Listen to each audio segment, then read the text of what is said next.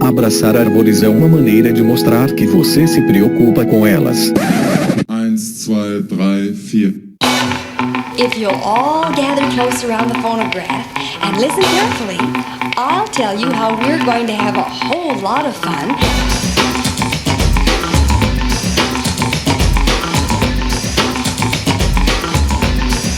Howdy! Aqui é Fernando Lima e este é o Desabraçando Árvores, um bate-papo sem firula sobre ecologia e conservação, a vida, o universo e tudo mais. E eu estou aqui diretamente de Atibaia, São Paulo, e venho lhes trazer, senhoras e senhores, um episódio mais do que sensacional numa data sensacional, porque hoje, datando este episódio, hoje, meus caros e minhas caras, no dia 12 de setembro de 2023, é o aniversário de 5 anos do Desabraçando Árvores! 5 anos desde que saiu o primeiro episódio deste podcast. E para comemorar, obviamente, nós temos que trazer aqui um episódio inédito. Depois de um pequeno hiato aí, eu já me desculpo com vocês por conta deste período aí que tivemos que passar ausentes, mas vocês não ficaram sem episódios. Eu tenho certeza que vocês aí têm, dentro do nosso grande repertório de episódios, muita coisa para aproveitar. Parabéns a todos e todas que já ouviram todos os episódios.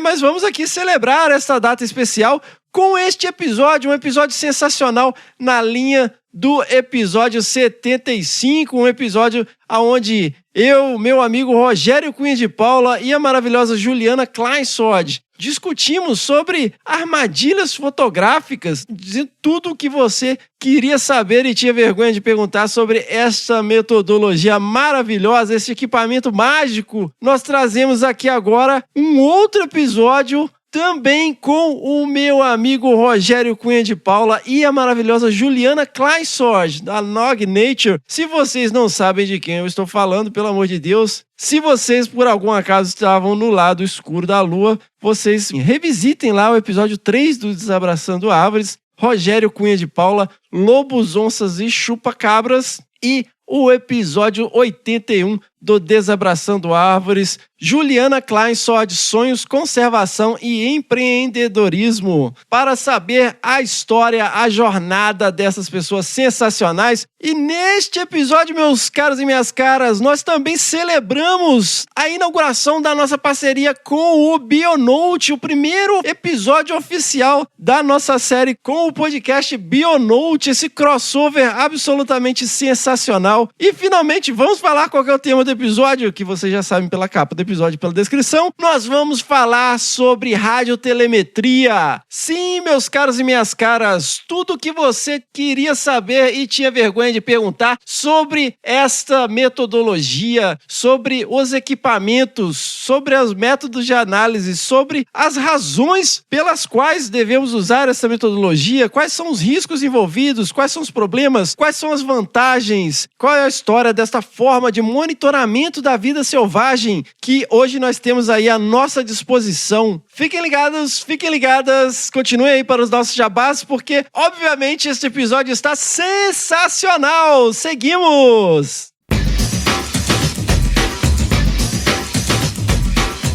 Pessoal, vamos aqui rapidamente para os nossos jabás. Sigam lá nas redes sociais, no Facebook, o Desabraçando Árvores Podcast, no Instagram, o @Desabrace, no Twitter também, o @Desabrace. E somos um podcast, 4. Sigam lá os nossos 4 podcasts, o Desabraçando Árvores, o Que Bicho é Esse, o Que Bicho é Esse Crianças e o Caderno de Campo lá no Spotify, na Amazon, no Orelo e na Apple Podcast. Se inscrevam no Google Podcasts ou no Cashbox e favoritem no Deezer para não perder nenhum episódio. Lembrando que se você ouve lá no Spotify, deixe lá 5 estrelinhas na avaliação pra gente, porque isso nos ajuda e nos deixa felizes e cotetes. Hey, that's something everyone can enjoy. Pessoal, este é um projeto independente que se sustenta literalmente a partir de um grupo absolutamente maravilhoso de apoiadores e apoiadoras que abraçaram o Desabraçando, né, na nossa campanha de crowdfunding lá no apoia.se/desabraçando. Desabrace, apoia.se/Desabrace ou através de doações pontuais no PicPay, no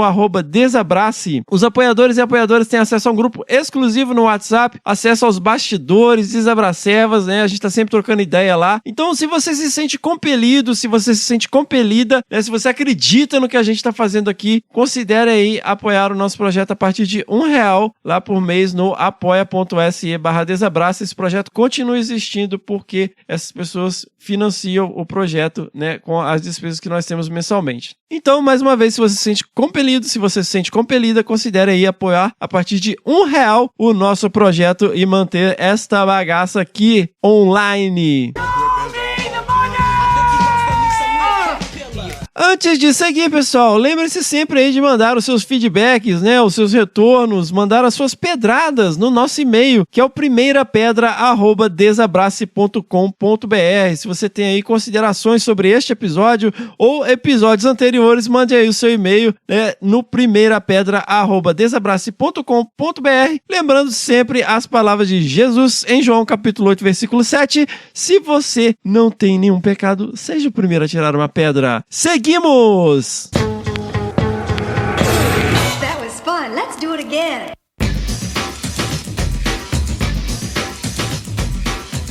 É isso aí, pessoal. Nós estamos aqui hoje, então, como prometido, com um episódio incrível, um episódio crossover entre o maravilhoso Bionote e o Desabraçando Árvores. E hoje, meus caros e minhas caras, nós temos a honra e o privilégio de ter novamente aqui dois especialistas num assunto absolutamente sensacional, um assunto que é o sonho de muitos, mas o privilégio de poucos. Nós vamos falar de radiotelemetria, meus caros e minhas caras. E vocês vão lembrar aí, né, um episódio já quase clássico, o episódio que nós fizemos aqui sobre armadilhas fotográficas, essas caixinhas mágicas que transformaram todos e todas em especialistas em massozoologia.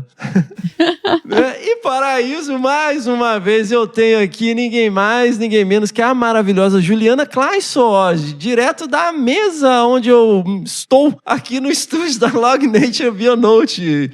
E aí, Ju? E aí, Fernando, tudo bem? E aí, pessoal, como é que vocês estão? Nós estamos aqui super animados para poder falar desse tipo de tecnologia que é tão importante e trabalha de uma maneira incrível, que a gente consegue ter vários dados que a gente jamais teria se não fosse uma tecnologia de VHF ou GPS via satélite. E, obviamente, meus caros e minhas caras, nós temos aqui um dos maiores especialistas no assunto no Brasil, ninguém mais, ninguém menos que o onipresente, o agente Mulder da conservação, Rogério Cunha de Paula. Bem-vindo de volta, meu amigo. Salve, salve, meu povo, como é que tá? Onipresente, maior especialista. O cara já começou o episódio contando um monte de lorota, vocês estão vendo o que vem por aí, né? E eu acho que, assim, uma coisa muito especial é que a gente conseguiu a agenda para reunir. Muito feliz de estar aqui e muito triste de não estar aí em BH com vocês, né? O coração fica partido, porque nós estamos aqui juntos, eu e o Fernando hoje, né, Fernando? Na mesma sala aqui no escritório. E, Roger, seria maravilhoso se estivesse aqui pessoalmente. Não, imagina, sonho de consumo, hein? Trio Parada Dura. Imagina, já foi o milagre das agendas. E o milagre das agendas presenciais, então. Então, vamos começar pelo começo. Meu querido amigo Roger, nos elucide do que se trata essa coisa maravilhosa, né? Que todo mundo quer capturar os bichinhos, né? Todo mundo quer passar a mão na oncinha. Meu sonho é capturar uma onça. Meu sonho é ver uma onça pintada. Mas a gente faz isso com um objetivo, né? Porque a onça, ela não é um bichinho, apesar de fofinho, ela não é um animal que deixa você passar a mão nela à toa. A não ser que ela esteja domesticada. Então, nós precisamos de criar toda uma logística para entender aonde esses animais andam. Como que a gente faz isso, né? Quando a gente trabalha com primatas, geralmente você consegue habituar o animal à presença humana ao ponto da presença humana não alterar o comportamento desse animal. Então você pode coletar dados de comportamento, como que eles usam o espaço, como que eles se deslocam e tal. Não é o mesmo, né, quando a gente fala de outros animais, outros grupos taxonômicos. E mesmo de primatas existem animais que também, né, a logística não permite que isso aconteça. Então, para isso, a gente usa o monitoramento à distância. Meu caro Roger, nos elucide. Do que se trata essa tecnologia? A gente está falando de uma tecnologia aqui exclusivo do monitoramento animal, né, mas é uma grande ferramenta disso que a gente usa hoje e que é uma coisa que vem lá dos anos 40, acho que começaram já a usar nos anos 40 na indústria aérea, onde todo aviãozinho daquela época, né, tinha a telemetria como uma forma de rastrear, né, onde estavam os pilotos, onde estavam os aviões. Né. Isso evoluiu, né, para uma telemetria. Hoje em dia ela é usada, né, em diversos, com a tecnologia de hoje, é usada para diversas formas. Monitoramento de frotas, né, de carros. E a gente se utilizou, né, dentro da biologia da conservação, da ecologia animal, a gente se utilizou dessa ferramenta adaptando para poder monitorar, acompanhar os bichos, né, a movimentação dos bichos, e isso, né, nessa mesma época ali, nos anos 50, né, a gente começou a adaptar, né, primeiro para alguns dispositivos aí para descobrir se o bicho estava vivo, estava morto, né, avaliar a mortalidade, taxa de sobrevivência, e depois que foi se evoluindo para a radiotelemetria, né, que é essa avaliação pelas ondas de rádio, né. Mas vamos voltar um pouquinho no tempo, né, Fê, e trazer um pouquinho para o pessoal o que consiste isso, né. Telemetria, se a gente pensar no radical da palavra ali, né, na construção da palavra, ela é uma medição, né, de objetos, né, objetos móveis, né. Então ali um deslocamento, né, a medição do deslocamento de objetos a partir de um ponto de observação. E a radiotelemetria se faz a partir, né, da transmissão e recepção de sinais de rádio, para poder definir isso. E assim começou a telemetria ali a radiotelemetria nos idos anos 50. Muito bom, cara. Essa tecnologia, inicialmente ela é bem rudimentar, né? Equivalente aos equipamentos da época, né? Já começou com equipamento de VHF, Roger? Tinha que pegar uma mesa grande para botar tudo aqui. Mas... Então, quer dizer, vamos explicar. O que é VHF, né?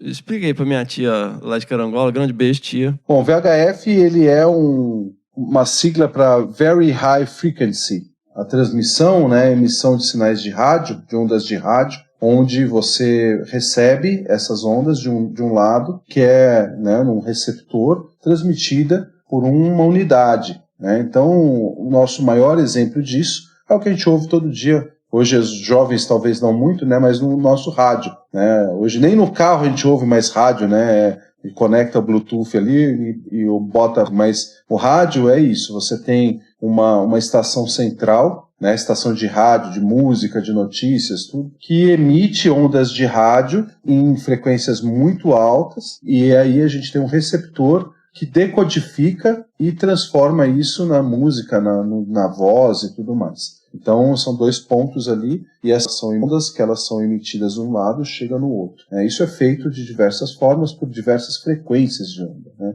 E a gente opera em frequências extremamente altas com relação a esses sinais que a gente recebe para saber onde que o bicho está. Então ele tem ali nas coleiras, né, um transmissor, dentro da coleira tem um transmissor que vai emitir um sinal contínuo, né, e o receptor na outra ponta, né, vai dar o sinal desse transmissor, né, ele codifica esse sinal e o receptor recodifica ele para poder passar para a gente em forma de bips, né, bips intermitentes. Era mais ou menos isso que você queria, professor? Muito bom, professor. Super didática a explicação. Muito bom. Então, galera, e tem uma grande amplitude, né? Assim, quando você pega, por exemplo, a gente ouve rádio AM, FM, né? Que todo mundo tá familiarizado. Acho que talvez nem todo mundo, né, hoje em dia, mas... Né? Vai que, né, galera? Vai saber, galera da graduação aí, se tão... Acho que na hora que o Roger falou conectar o pendrive no Bluetooth do carro, né? E escutar a música, talvez talvez as pessoas não estão conseguindo nem entender por que usa um pendrive às vezes. Então, quando você fala de FM, né, você está modulando frequência. Você tem a onda, né, para cima e para baixo, para cima e para baixo. Você está modulando a frequência com que ocorre os picos e os pontos baixos, né? E a AM você está modulando a amplitude. Ou seja, a diferença entre um ponto e o outro. Pessoal da física aí, um grande abraço. Não não façam bullying comigo. Agora tá na nossa vez de tomar as pedradas, né, Vê? Mandem aí suas pedradas. E o equipamento que a gente usa, ele tá no Very High Frequency, né? Que é um trecho específico, eu não lembro quantos hertz, né? Você tem... Isso é tudo controlado pela Anatel no Brasil, né, Roger? Você tem o UHF, que é Ultra High Frequency, que o que acontece quando você escolhe qual frequência que você vai usar? É um trade-off entre a quantidade de energia que é despendida por aquilo. Então, quando você pensa, por exemplo, quando você ouve um ruído que é muito agudo, a frequência dele é alta. Então, ele reflete em tudo. Ele tem muita energia nele. E quando um som ele é muito baixo, ele tem um comprimento de onda longo, né, ele vai mais longe porque ele não reflete em tudo. Então, é interessante, você ver, manada de elefantes se comunica com o ultrassom, basicamente, né? É muito interessante, se comunica a longas distâncias. Então, quando você aumenta a frequência do sinal, você aumenta o gasto de energia. Quando você abaixa isso, você diminui... Você diminui o alcance, né? Você diminui o alcance quando você aumenta isso, né? Quando você aumenta a energia. Então, quando você pega aquelas transmissões de rádio que você consegue... Ela bate na ionosfera e reflete e tal, são ondas super longas, né? Mas eu realmente não sei por que a gente usa VHF.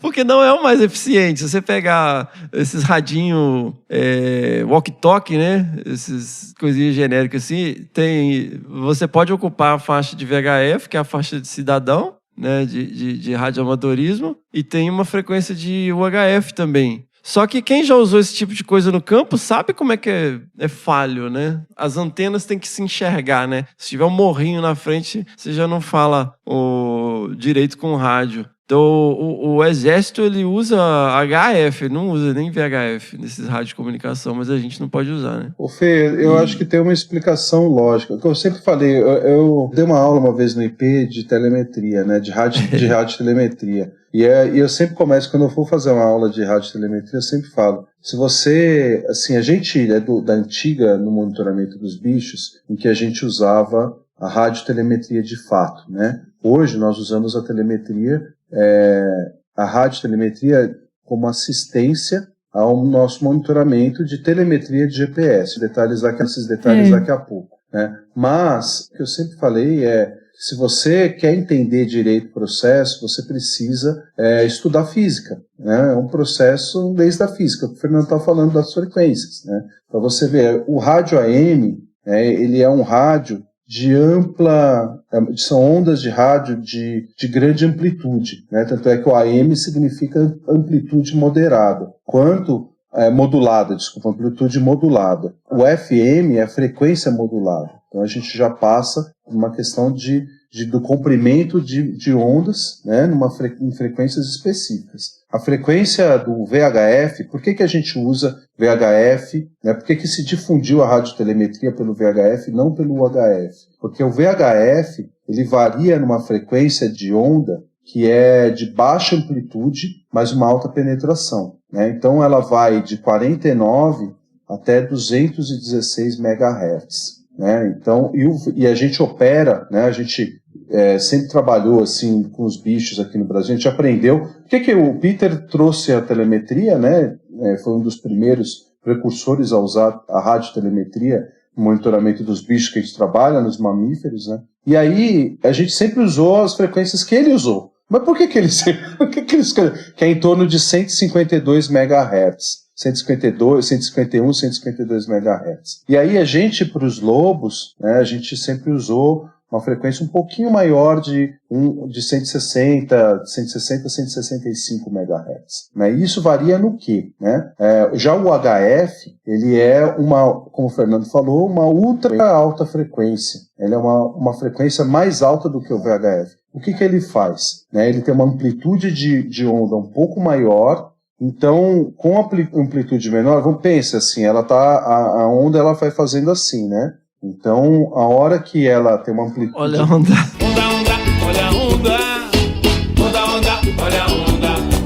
Olha a onda, olha a onda, olha a onda.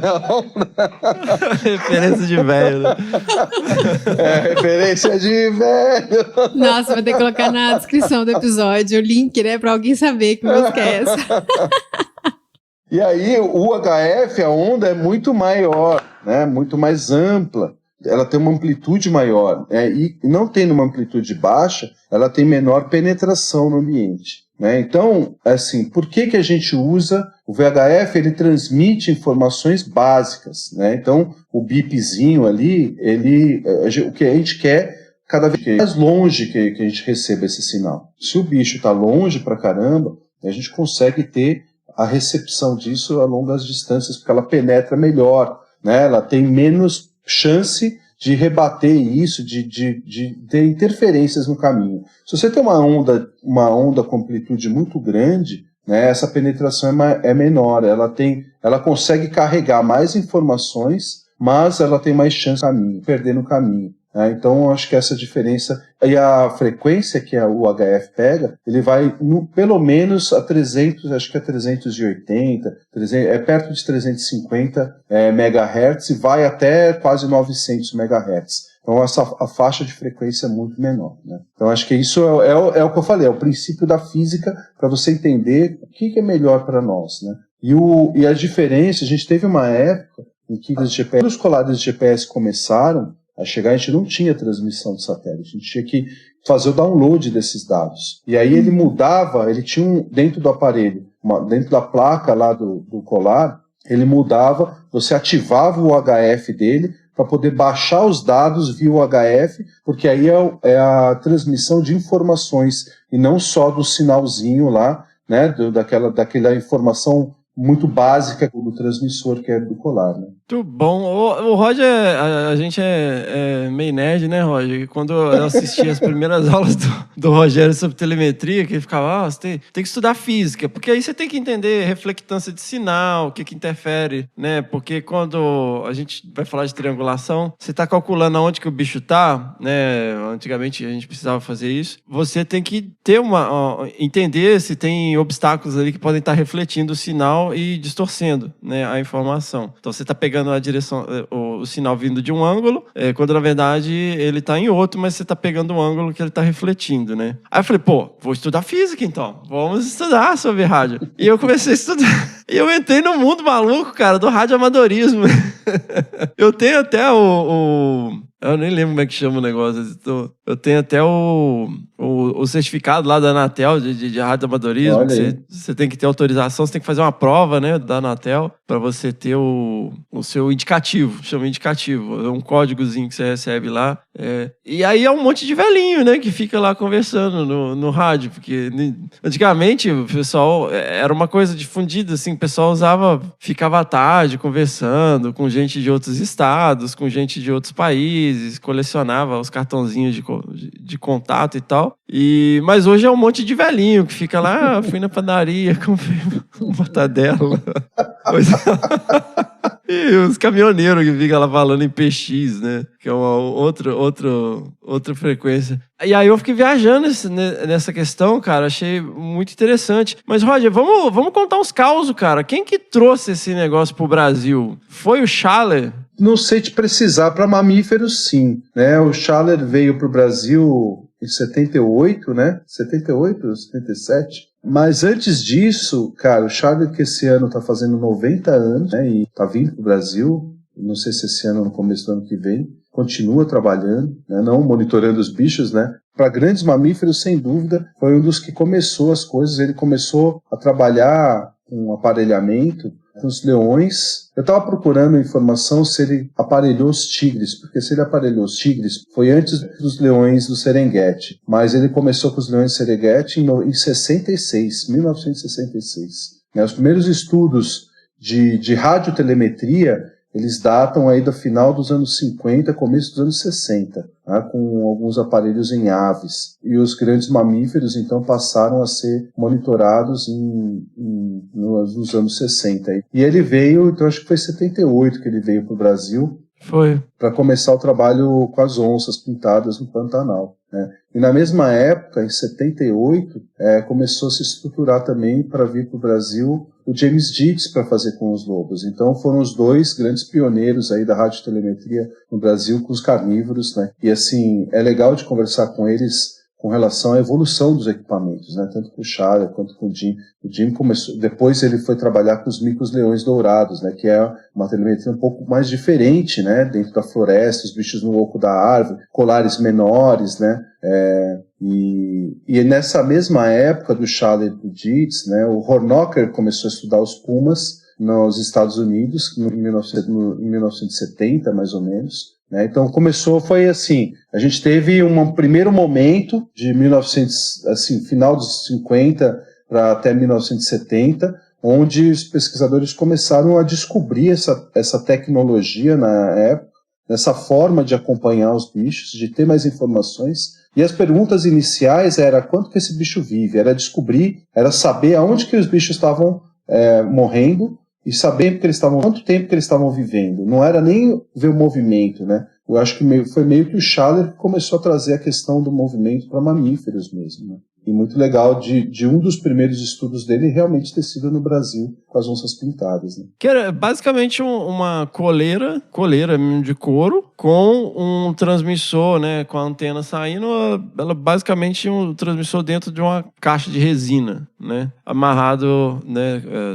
no bicho. O grande limitador é sempre a bateria, né? Imagina, nessa época era meio trambolho, assim. É lógico que existem critérios, né, Roger? Do peso que tem que usar no bicho e tal. Mas só pra... A gente fica falando de usar isso pra movimento, pra você... Tem duas opções. E aí, meu caro, e você também, né, Ju? Pô, Ju, você tá quietinha, Ju. eu tô aqui super aprendendo também. Porque eu acho que eu só entro aí a partir dos anos 90. A Ju é hipster.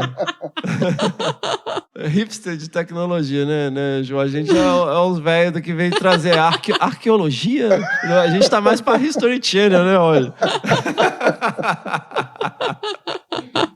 A tecnologia que a gente recebeu de alienígenas que trouxeram... Everything was built by aliens in the past. A gente usava isso no mico-leão preto, né? Porque você pode chegar em qualquer lugar do planeta usando a distância percorrida e o ângulo. Inclusive, eu tô acabei de ler um livro agora sobre o Álvaro Nunes Cabeça de Vaca. Cara, que loucura! Os caras... Um dia eu quero gravar um episódio só sobre esse cara. Procurem aí, crianças, tem livrinhos dele em português. Como que os caras navegavam nessa época? Ele discute isso. 1 em cada 4 pilotos de embarcação na época da exploração, né, das grandes conquistas, Espanha, Portugal e Inglaterra, 1 em cada 4 era analfabeto. Então como que os caras liam carta náutica e chegavam em outro continente, cara? Chegavam na Índia, fizeram circunnavegação, né, o Fernando de Magalhães. Não que ele fosse analfabeto, tá?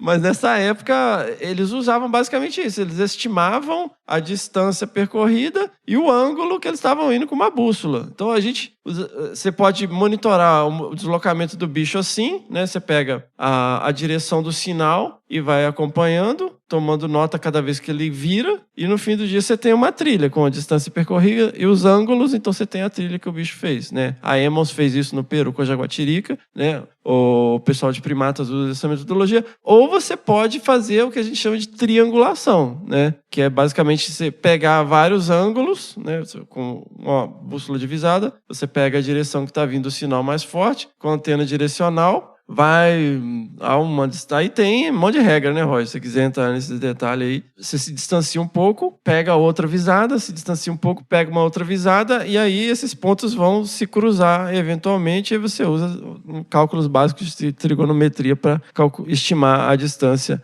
que o animal está, e você tem uma localização geográfica. Isso, inclusive, é usado... eu já li livro de velejador que o cara...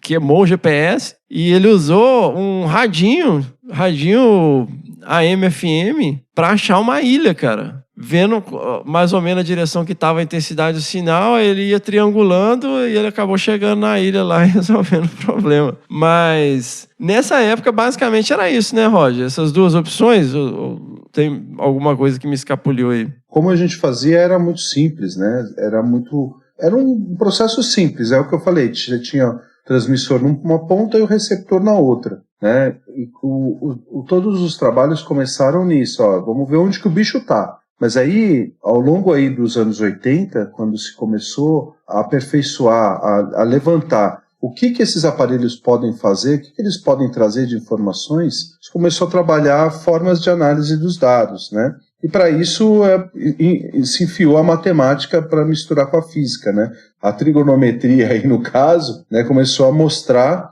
né, os pontos exatos para esse monitoramento à distância. Então, cruzar os pontos, né, e aí a gente tem, de um lado, o receptor, né, o receptor... Mostra o TR4, velho, aí, Roger, um clássico. Clássico TR4, todos nós aprendemos a monitorar pelo TR4, esse receptorzinho da Telonix, super eficiente, você coloca a frequência dele aqui, né, bota a frequência, tem o ganho de sinal, quando você consegue potencializar o sinal, né, e aí quando o sinal tá muito forte, você vai baixando o ganho até ficar um sinalzinho miúdo. Aí a gente tem o super fone David Clark, que a gente é o fone de aviação. Você usa qualquer fone, mas para você saber esse refinamento, né, essa escala fina do sinal, para poder saber ter um direcionamento mais preciso possível de onde o bicho está vindo. E que você pega através de uma antena, que é uma antena direcional, né? Então, em primeiro lugar, você conecta uma antena que ela capta o sinal de vários lugares, né? Que é uma omnidirecional, uma anteninha fina assim. Pode estar no carro, você pode pegar, né? Normalmente a gente trafega, voa, né? Com a antena dessa pequenininha. E aí essa antena tem uma base ligada ao receptor. A antena ela tem que ser específica para aquela frequência também. O receptor tem uma banda específica para a frequência. Quem tá só no áudio aí, galera, o Rogério tá mostrando aqui o receptor, né? Ó, é basicamente uma caixinha preta com os botões em cima. E as antenas, assim, pensando que a antena do seu carro, né? Ela é omnidirecional, ela pega qualquer direção que tá vindo o sinal, você não sabe aonde que tá a antena. A antena do celular também é omnidirecional.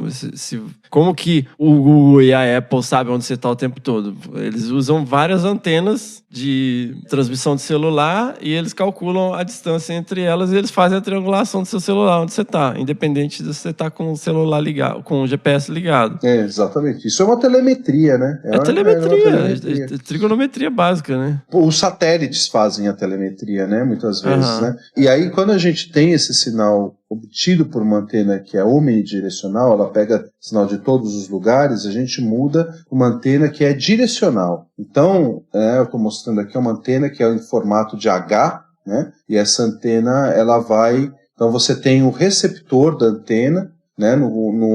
Na ponta dela, e esse receptor você consegue direcionar melhor, refinar melhor de onde que esse sinal está vindo, está chegando ao receptor. Então ela é conectada por um fio, né, no receptor, e a gente tem que levar toda essa tralha para o campo, se preocupar com toda ela. Um desses componentes, se não está funcionando direito, o receptor está com a pilha fraca, o cabo está rompido um pedacinho dentro da capa que você não está vendo, né, os componentes de ligação do cabo, né, ou antena, um elemento da antena, qualquer coisinha que aconteça, né, você não pega o sinal do bicho e você fala, putz, será que o bicho morreu? Ou será que o problema é na tecnologia? Na tecnologia não, né? No funcionamento, né, dos meus aparelhos, né? Então, assim, isso se vivenciou dessa forma, né, até pouco tempo atrás, né? Até meados dos anos 90, quando chegaram os colares de GPS, que aí era uma outra tecnologia envolvida, né? E aí, assim, eu acho que uma coisa que a gente fala, né, que até a radiotelemetria, né, toda a física misturada com a matemática, né, para a gente ter esse direcionamento do bicho certinho, né, você tá lá, você pegou a direção com a antena da onde ele veio, você vai registrar como isso, né, como que você vai fazer,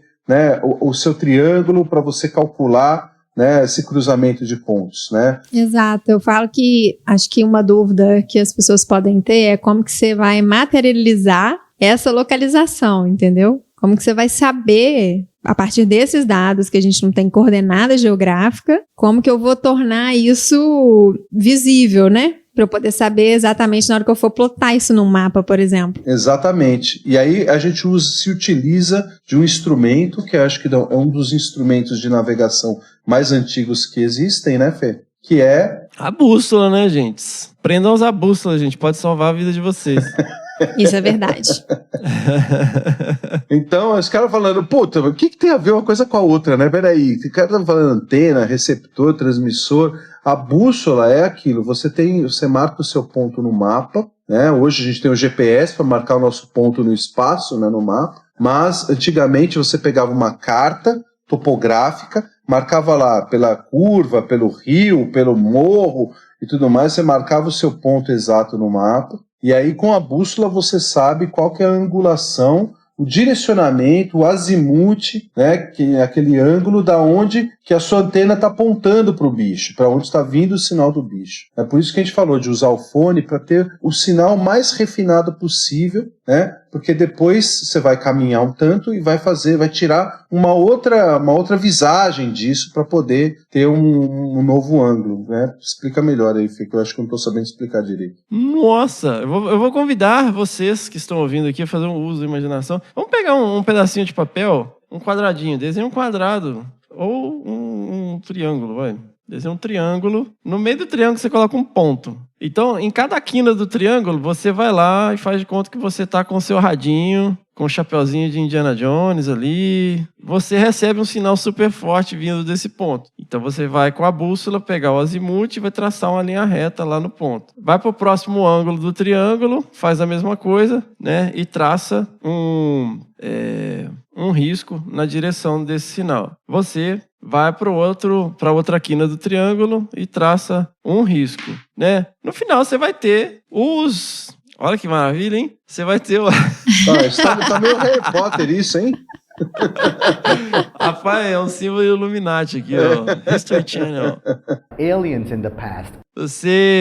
Esses ângulos, né, esses riscos que você fez baseado no azimuth, eles vão se cruzar. Não necessariamente eles vão se cruzar, todos eles vão se cruzar exatamente. Eles podem formar um pequeno polígono, né, Roger? Que vai te dar uma margem de erro. Então você tem softwares estatísticos, né, na época, programados em DOS, carregados em disquete. O Peter tinha, velho. Ele me mandou uma vez um negócio. Eu falei, cara, não sei nem onde eu rodo esse negócio. E acho que era Tracker que chamava. E ele calcula. Eu acho que era assim, Tracker. É, né? Você calcula ali direitinho uma margem de erro da localização do bicho. Que você podia fazer isso de forma completamente analógica, né? Como o pessoal fazia antigamente mesmo, né? Com régua cartográfica, você pega ali na carta topográfica e você ia marcando ali direitinho, obtendo a localização dos bichos. Transferidor para ver o ângulo, né? Transferidor, exatamente, olha aí. E aí nós fomos avançando, né, Roger? À medida que a tecnologia vai avançando, a gente vai diminuindo o tamanho da bateria, né? A criatividade humana, obviamente, é absolutamente maravilhosa. Você coloca ali, né, um dispositivo de mercúrio, né? Uma ampola de mercúrio que conecta a corrente. Então, se o bicho fica parado numa determinada posição, o mercúrio para de se deslocar e corta a corrente. E depois de um determinado tempo ele muda a frequência do sinal, que dá sinal de mortalidade. E isso foi evoluindo. E aí a gente começa com a mordomia, né, Roger? E aí, né, Ju? Mordomia, irmão? Que você não tem que ficar... Porque, assim, só para entender, existe uma série de pressupostos, gente, assim, quando a gente vai fazer uma análise, quando a gente vai fazer coisas, tem um monte de pressuposto. Então, imagine que o bicho está andando, né? O bicho está andando ali, feliz, contente, procurando comida, sei lá o que ele está fazendo, ele pode estar parado também, né? Não necessariamente está andando. Mas se o bicho está andando e você está tirando os ângulos, o tempo que você leva para ir para o próximo ponto, para você pegar outro ângulo, ele pode ter se deslocado. Então, se você levar 1 hora, pode ser que o bicho em outro canto, cara. Então, assim, você tem uma série de pressupostos. Você tem que levar de tanto e tanto tempo para chegar no próximo ponto de visada e tal, né? E isso gera um corre, né? Você tem que se deslocar. Geralmente você tá falando que, né, Roger, lá na canastra, você tem os pontos lá para você pegar visada para Lobo, né? A estrada não é uma estrada de fácil acesso, que você pode percorrer na maior tranquilidade, né? Em outros contextos, sim. Você pensa na Mata Atlântica, né? O contexto que é o mar de morros que a gente vive. O trabalho do Rabinovitz, né, lá em Belize, cara. Ele basicamente ficava nos topos das montanhas pegando sinal dos bichos no fundo do vale, né? Então, é uma mega logística. E hoje a gente entra aqui e vê... tá com o que de delay, Ju? 2 horas? Depende da configuração que você escolhe, na do verdade. seu bolso, né?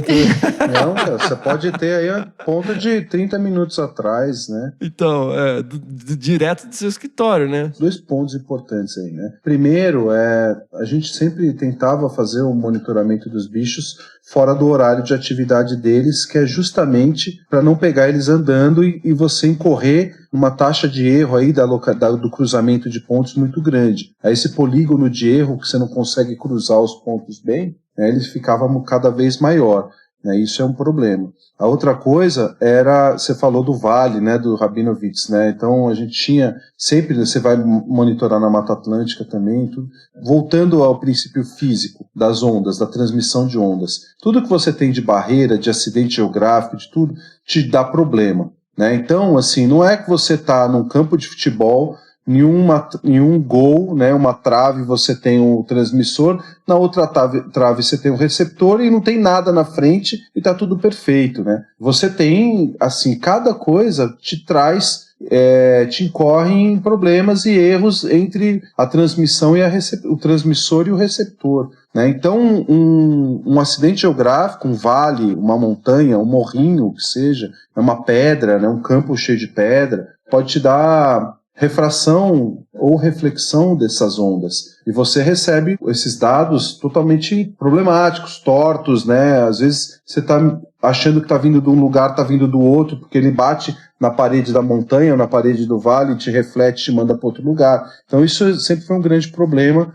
né, que foi solucionado quando se criou a telemetria de GPS, né, que era simplesmente o registro, né, do receptor de GPS, é igual o que a gente tem, né, no celular, tudo, era o registro de uma placa que registrava e armazenava esses dados, né, e aí a gente passou a ter um volume de informações muito maior, né. Mas eu acho que, só dando um passinho para trás, que a gente deu em termos do histórico, né, a gente teve nos anos 90 uma divisão. A radiotelemetria, ela começou a ser pensada, assim, as empresas construídas nas fábricas a partir das cabeças dos pesquisadores, né? Nós queremos isso, queremos aquilo, queremos isso. E aí a gente começou a ter um crescimento dessas empresas que fabricavam os aparelhos, só que dos anos 90 até os anos 2000, o desenvolvimento da cabeça dos pesquisadores foi muito mais em métodos, né, programas, softwares, né, formas,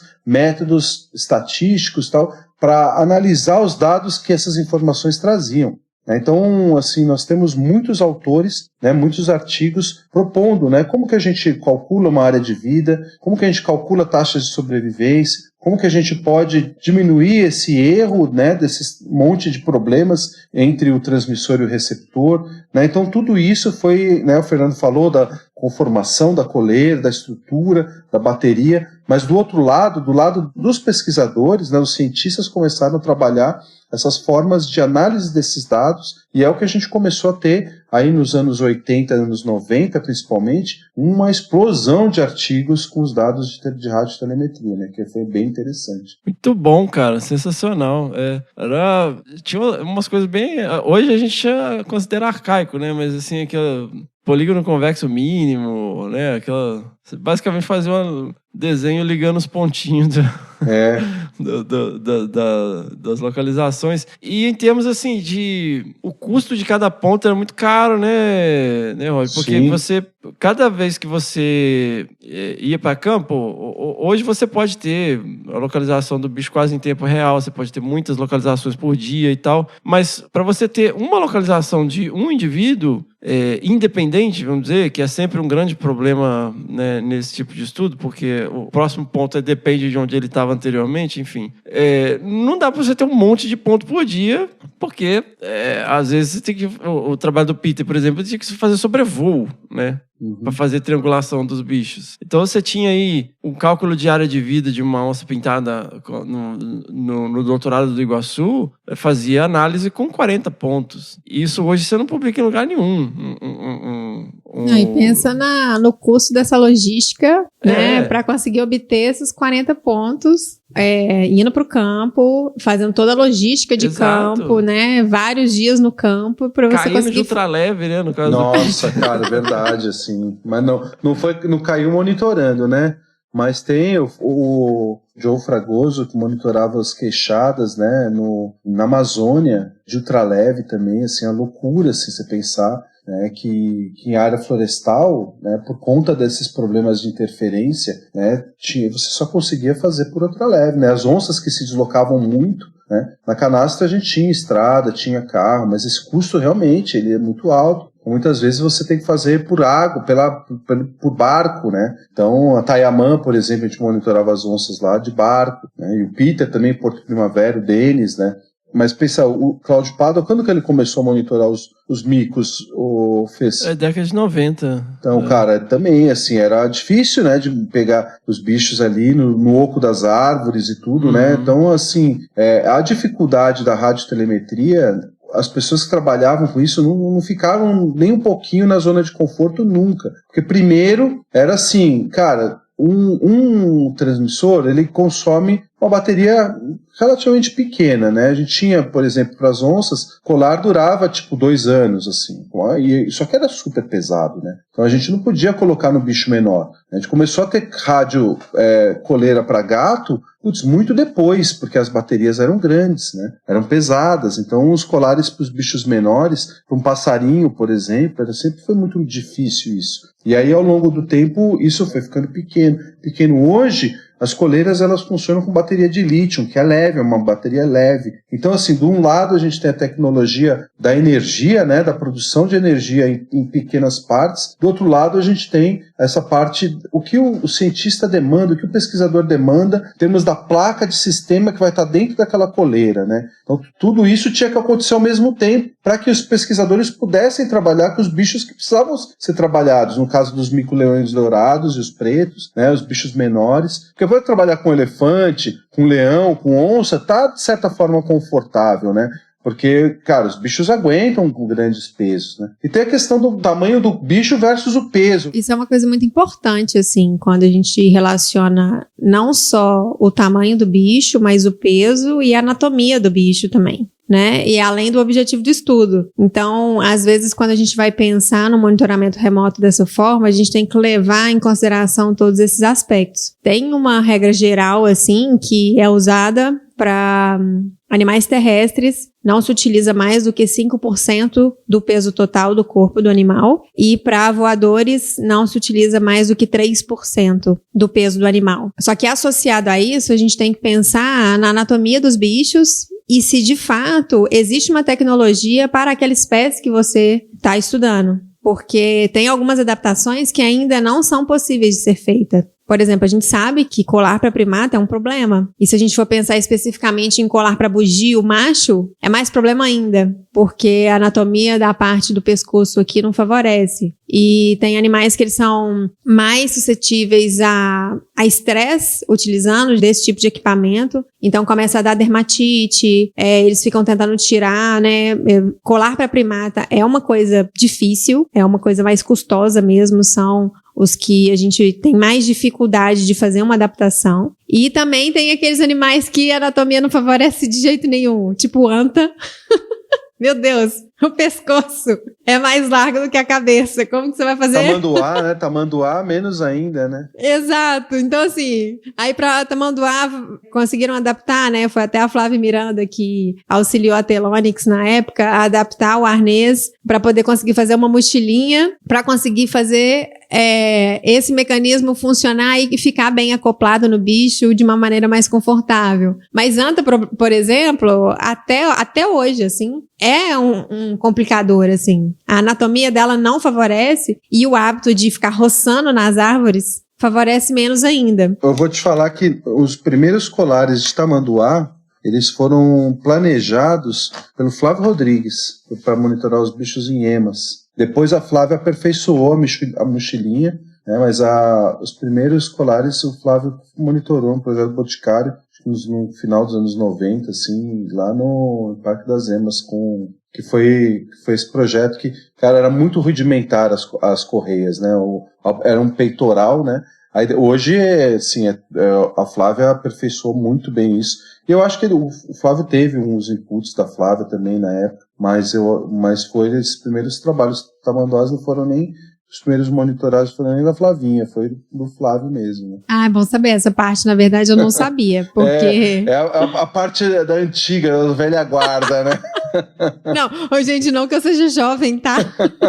Só pra vocês saberem, mas é porque, como eu sou biólogo, mas sempre fui herpetóloga, eu nunca tive acesso a esse tipo de tecnologia nessa época, né, aonde eu trabalhava só com répteis e anfíbios. Então, não ficar achando que eu sou jovenzinha, não, porque não é o caso. E pra monitorar esses bichos, que aí a gente entra numa outra coisa, que você não vai botar uma coleira numa cobra, né?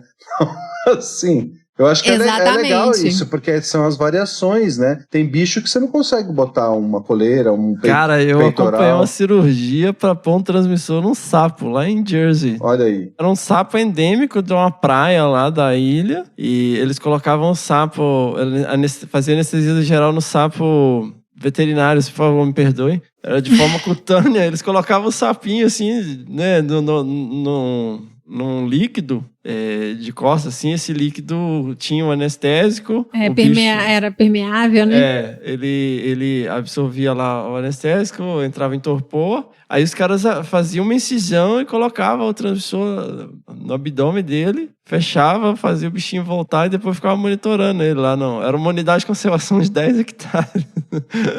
Nossa. E hoje, assim, não são todas as opções que têm a mesma tecnologia disponível, até porque a gente tem uma variação muito grande entre tipos de componentes, a necessidade energética de cada componente, né, dentro de uma placa eletrônica, e dentro dessa necessidade energética, o quanto de peso que aquilo ali vai agregar, né? Então, assim, mas a gente consegue monitorar a abelha. Então, desde um animal muito pequenininho até, se você for considerar, um mamífero de grande porte, né? Como onça, lobo, enfim. A gente consegue transitar aí por todos os grupos, né? Praticamente, com algum tipo de tecnologia disponível para esse tipo de monitoramento.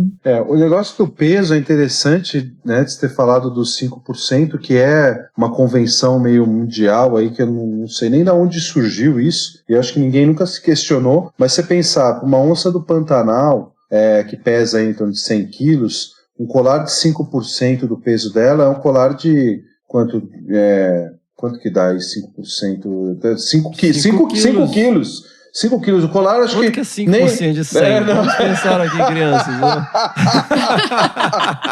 Não, eu tava com a cabeça no 5% pro colar do lobo, de uns 30 quilos, assim.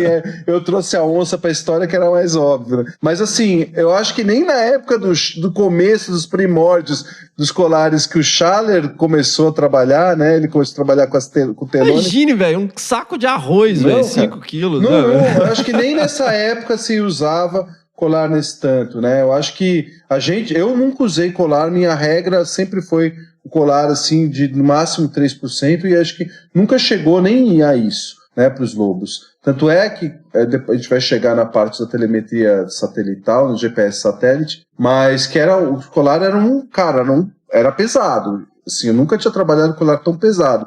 Tanto é que eu limitei, eu só vou botar esse colar no pescoço dos bichos acima de 30 quilos. porque abaixo ele passava, né, acho que eu usava assim 2,5% a 3%. Então, assim, essa regra do bicho suportar é muito importante, né, da gente ter o respeito à saúde do bicho. E, cara, é muita gente, e cada vez mais no mundo de hoje, né, questionando o quanto que a gente interfere no meio de vida.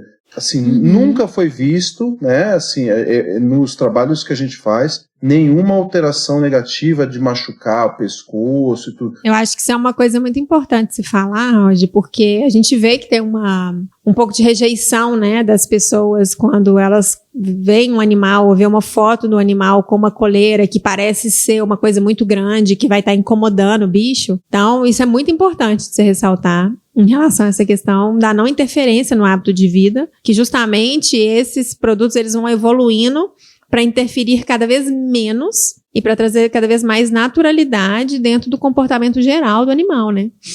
Você sabe que a gente recebeu uma vez uma crítica que a gente colocava a coleira lá na canastra, né? Nos lobos, a coleira de couro, e aí a coleira, né? Porque o bicho ficava na chuva, no sol, e era o couro, ele ia ressecando, ia encolhendo e ia enforcando o bicho, porque o material que fazia a coleira fazia com que o negócio ia encolhendo. Foi de onde que tiraram isso, né? Acho que nem naquela época mais remota as coleiras eram feitas assim com material que vai encolhendo. Mas assim... Eu sei. É do episódio de Friends, em que o cara lá...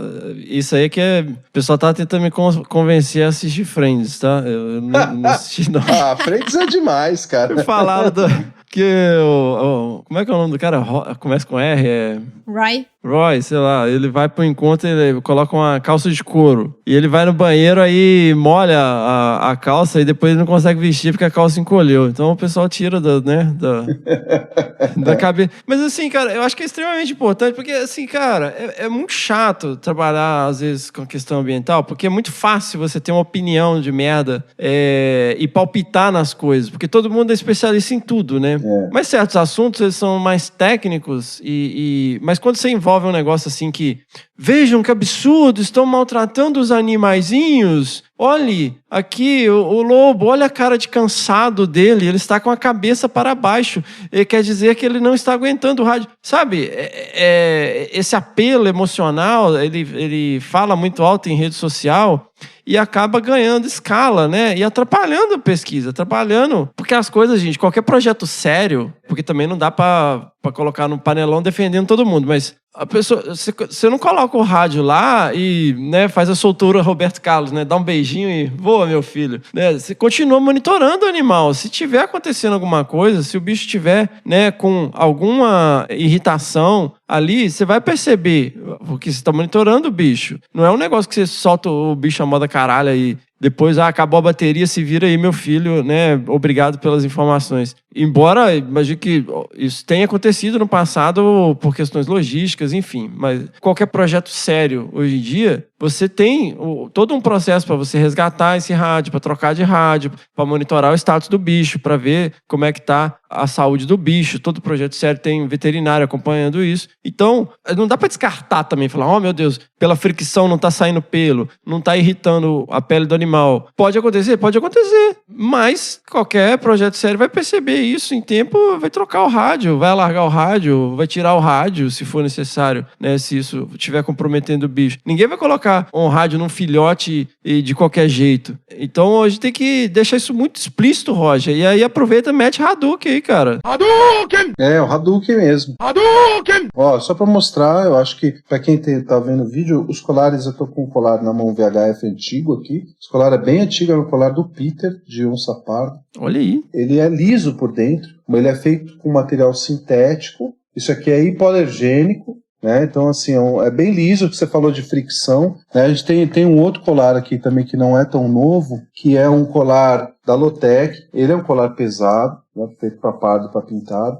né? Um dos primeiros, né? Depois a gente vai falar disso, dos colares mais antigos, GPS e satélite. Mas ele tem uma espuma, cara, uma almofadinha, assim, tanto na parte de cima quanto na parte de baixo, né? Onde fica, só não tem nas laterais, mas onde você tem um contato maior com a garganta, com a nuca, você tem esse amortecimento também. né? Então, assim, existe uma preocupação, essa preocupação é demandada pelos pesquisadores, levadas até os fabricantes, né? Então, os pesquisadores e fabricantes, eles estão em contato permanente, tanto é que nesse tempo todo, muitas empresas de colar, assim, que fabricam, colar não, né, transmissores e tudo, foram feitas por pesquisadores que resolveram, quero fazer o meu melhor, né? E aí, muitas quebraram ao longo do tempo, né? A grande maioria quebrou ao longo do tempo, e hoje nós temos algumas aí, termos de 5 a 10 empresas que são boas mesmo, né? Porque hoje, na verdade, os componentes vêm tudo da China, né? E é um grande problema. Mas a maioria,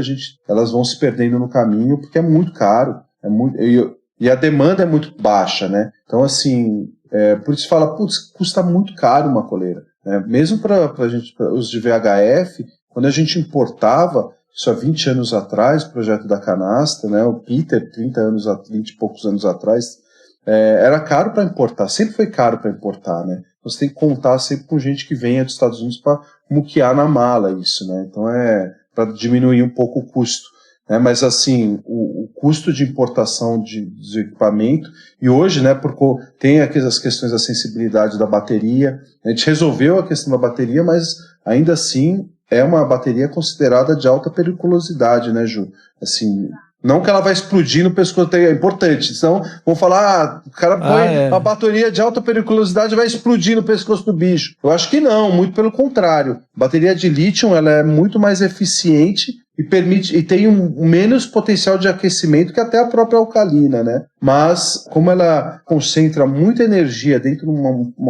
uma cápsula muito pequena, né, ela às vezes não aguenta muita pressão. Então, essa coisa da importação tem coisas especiais para regular ela, né, Ju? Inclusive a gente tem até que colocar a nomenclatura das baterias, né, que ela vai variando de acordo com o tamanho da bateria, e são voos especiais que a gente precisa enviar isso, que são voos destinados só para carga, porque esse tipo de produto ele não pode ser transportado aonde tem voos de passageiro, por exemplo, em virtude desse potencial explosivo por ser uma bateria de lítio, da forma com que ela vem acoplada nos colares, né? Então, tem uma série de regras que a gente precisa cumprir e que elas vão encarecendo, né, a cadeia do processo de fornecimento. É super importante, assim, pontuar essas coisas, porque uma coisa é uma chamada geral, isso daqui, tá, gente? Como a gente trabalha todos os dias com pesquisadores, com projetos de pesquisa, com projetos de conservação, com universidades, todo mundo vinculado,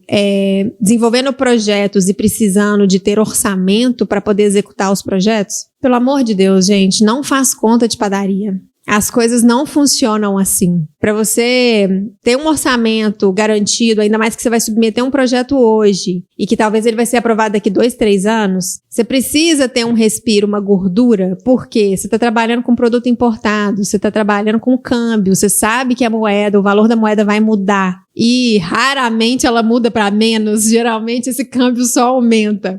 Então, é super importante quando você for fazer o orçamento do seu projeto, pensar no equipamento que você precisa, não fazer só a conversão direta. Olha, isso aqui custa $1.000 vezes 5, então custa R$5.000, eu vou colocar no projeto aqui que isso custa R$5.000. Não, isso não custa R$5.000, né? Se for fazer aquisição de empresas, né, que pagam todos os custos de importação, que pagam todos os impostos, que declaram toda a mercadoria, isso aí tem uma cascata de impostos que são pagas, né? Então, você tem um custo associado a isso. Então, não façam conta de padaria, peçam um orçamento para poder colocar, provisionar o custo do seu projeto de uma maneira real, para você poder não deixar de executar a pesquisa porque você fez o orçamento errado. Então, isso é super importante para tudo, assim. E eu vou fazer uma outra contrapartida também da questão. Cara, não tem atalho, velho. Atalho é o caminho mais longo para as coisas, assim. A gente ia ser o primeiro projeto a monitorar jaguatirica no Brasil com GPS telemetria. A gente comprou, na época, 6 rádios da Era Televilt, Roger, que a gente... Não era Wildlife Materials? Televilt, eu acho que não tinha, cara. Ou era Telonix, acho que era Telonix, né? Não vou lembrar. E era o mesmo que o pessoal tava usando para as onças no Pantanal. Foram os primeiros rádios que chegaram no Brasil de GPS telemetria. O pessoal começou a usar lá no Pantanal, depois no Ivinhema e Morro do Diabo. A gente conseguiu os primeiros modelos que eram compatíveis para Jaguatirica, com drop-off, com tudo. Era tipo crista da onda na época. Aí tem um cara que traz na mala, bererê, bororó. O dinheiro do projeto foi pro buraco e sumiu o rádio. Enfim, não vou entrar em detalhe aqui. O cara sumiu. Cara, deu ruim, deve estar lá em Curitiba até hoje. Isso foi o quê? 2009? Putz. Porque você não pode, né? Você não pode, não cara. pode trazer. Não pode, enfim. Não, mas pô, sempre fizemos assim, deu certo. Até o dia que não deu, eu tinha que inundar lá comigo. Aí você perde o dinheiro todo de uma vez só. Você perde o dinheiro todo, aí você explica pro financiador. Então, sabe o que é dinheiro? Então, que é caro pra caceta na época, né? É caro pra caceta até hoje, né? Então, imagine na época, que era tipo a tecnologia de ponta, né? Era o que tinha de mais tecnológico na época. Eles tinham acabado de desenvolver o modelo com drop-off na época, né? Então, assim, ia ser absolutamente maravilhoso, cara. O projeto parou por um tempo, porque foi, porra, fudeu, né? Então, faz orçamento direito, né? Se o projeto tem dinheiro para comprar, compra, né? Mas, assim, não dá jeitinho, galera.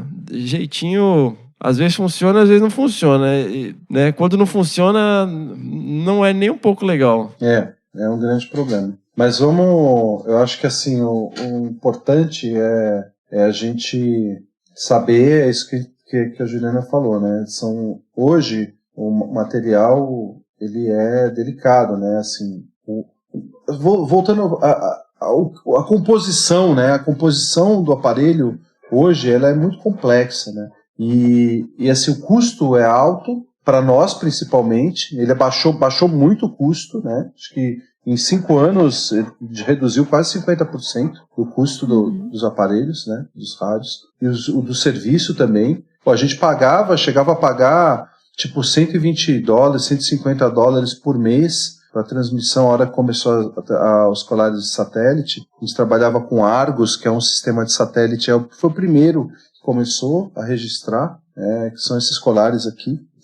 E aí a gente pagava uma puta grana, ele tinha essa antenona aqui para conectar, né, que não ficava nenhuma, os bichos arrancavam tudo em 2 meses, aí o colar não transmitia, né, então porque não consegue fazer a conexão, e era uma nota, assim, e o serviço, Argos é um sistema de monitoramento climático de oceanos, se eu não me engano, que é monitoramento animal, né, começou a se utilizar dessa rede de satélites para transmitir os pontos, né? E era um problema, porque era muito caro e recebia poucos pontos, que ele registrava o local do bicho naquele momento, né? E aí mandava para nós aquele registro. Era uma coisa mais ativa de registro, né? Hoje, o que nós temos, né? Aí depois a gente passou para o sistema Globalstar, que é um sistema que era mais voltado à telecomunicação, sistema americano, que era um pouco mais barato, mas ainda assim era caro, e a nuvem de satélites, né, era um pouco maior que a do Argos, porque assim, você tem os satélites que são lançados no espaço por um propósito. Aí você dá um jeitinho e aproveita para outro propósito, né? O Argos ele tinha um propósito específico, era um projeto de monitoramento. À medida que aquele projeto eles não foram atualizando a rede de satélites. Então o satélite tem uma vida útil, vai deteriorando, vai caindo e não tem reposição. Então tinham buracos no monitoramento, né? A Globalstar, que era destinado à telecomunicação, à telefonia de satélite, né, para os milionários, né, que existiam na época, e mesmo para navegador, né, para diversos propósitos, né? Mas aí já tem um outro propósito, aí já tem um número de satélites no espaço maior. Só que também foi a tecnologia mais antiga, o que foi caindo não foi sendo reposto. Aí veio a Iridium, né? Que também é um sistema americano, que foi desenvolvido para dar suporte à guerra, ao sistema de monitoramento para a guerra, passou para a telecomunicação, e é um sistema hoje com o maior número de satélites no espaço, e é reposto frequentemente, satélites que dão um problema, uma outra tecnologia satelital. Hoje nós temos nos colares, uma placa... Cara, hoje eu falo, o colar para de funcionar, os caras ficam putos, paguei uma nota, esse negócio funcionou 3 meses e não sei o quê. Aí vamos pensar, você tem uma coleira, vou pegar aqui uma que não é nem tão nova. Essa coleira é uma coleira de lobo, né, mais antiga, mas você tem aqui embaixo, né, na base, você tem a bateria, que é um pack de bateria que é assim, né, tem uma bateria, com uma plaquinha que fala quando que liga a bateria, quando que desliga a bateria, porque ela tem que se resguardar, né? E aqui nós temos uma placa que dá o comando para como que todo o sistema do colar vai funcionar, né? Então nessa parte de baixo, alimentando a bateria, essa placa é alimentada direto para essa bateria, e tem a placa do VHF. Continuamos tendo o transmissor de VHF no colar. Ali em cima, na caixa principal, que aí varia de coleira para coleira, né, nós temos um receptor de GPS com a sua antena, nós temos um chip que vai responder a programação que você faz, né, e você tem o transmissor, o programador, que vai transmitir isso para o satélite, vai provocar essa conexão com o satélite, transmitir esses dados, depois que transmitiu ele desliga. E ainda você tem um acelerômetro que registra, né, a cada X tempo todas as atividades em 3 eixos do bicho. Quando ele balança a cabeça, quando ele se move. Então tudo isso no pescoço do bicho. Você joga no pescoço do bicho que está lá sob todas as intempéries, né, temperatura, umidade, mordida, pula para cá, bate a cabeça ali, tudo. E aí você quer que funcione no prazo perfeito e que não vai funcionar, gente. Não vai. E alguns ainda tem um transmissor UHF também, que é para fazer download via antena, né, Roy? Exatamente. Ó, esse aqui é um outro menorzinho, que esse aqui é um Telonix, esse aqui é um Lotec, e tudo aquilo está aqui dentro, ó. Tá aqui na parte de baixo e aqui em cima, e a antena embutida na coleira. Então, cara, é muito componente altamente sensível de eletrônica dentro de um lugar que chega a 50, 60 graus no Pantanal, cara. Essa caixa em cima chega a temperatura altíssima. E aí pensa lá dentro, né? Você não pode ter umidade. Se tem umidade, aí para de funcionar tudo. Então é muito delicado tudo isso. E a energética disso, quanto que a bateria vai alimentar, não vai. Ela tem que começar, tem que parar, tem que começar, tem que parar. Aí aciona para mandar para o satélite e volta. Tudo isso é muito complexo, né? Então essa evolução, quando eles falam, pô, pega um tag de gado e põe numa outra, por que vocês não fazem isso? É mais barato. Falei, cara... GPS de carro. Por que você não coloca o GPS que rastreia carro? Cabe no pendrive. Não, exato. Aí você tem os caras que falam, pô, não é possível, com essa tecnologia de GPS de tudo que tem no celular, que vocês não conseguem fazer um negócio mais simples, né?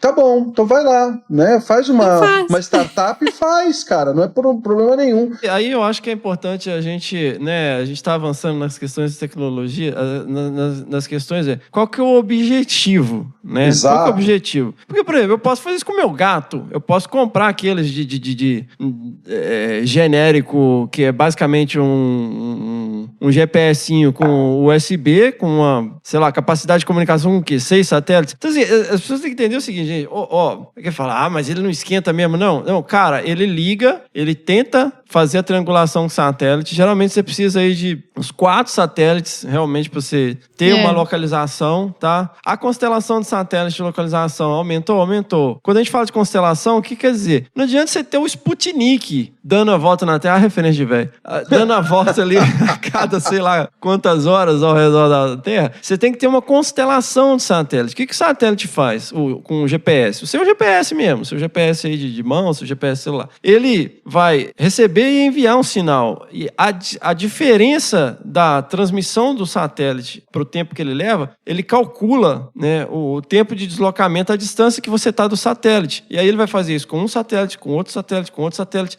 E a distribuição espacial desses satélites é o que vai permitir triangular a sua localização. Então, quanto mais satélites você tem a capacidade de se comunicar, maior vai ser a precisão dessa localização. Isso também vai influenciar na capacidade do GPS colar. Você pode ter um sistema simples que você coloca na coleira de um cachorro, fita crepe ou com fita isolante, solta ele vai dar um rolê, quando ele voltar você vai ver mais ou menos onde é que ele foi? Pode, você pode inclusive amarrar seu celular no pescoço dele se ele aguentar e levar. Sabe, mas o bicho vai voltar, cara, no fim do dia, né? Agora, eu tô falando de bicho que envolve... Cara, as pessoas não têm...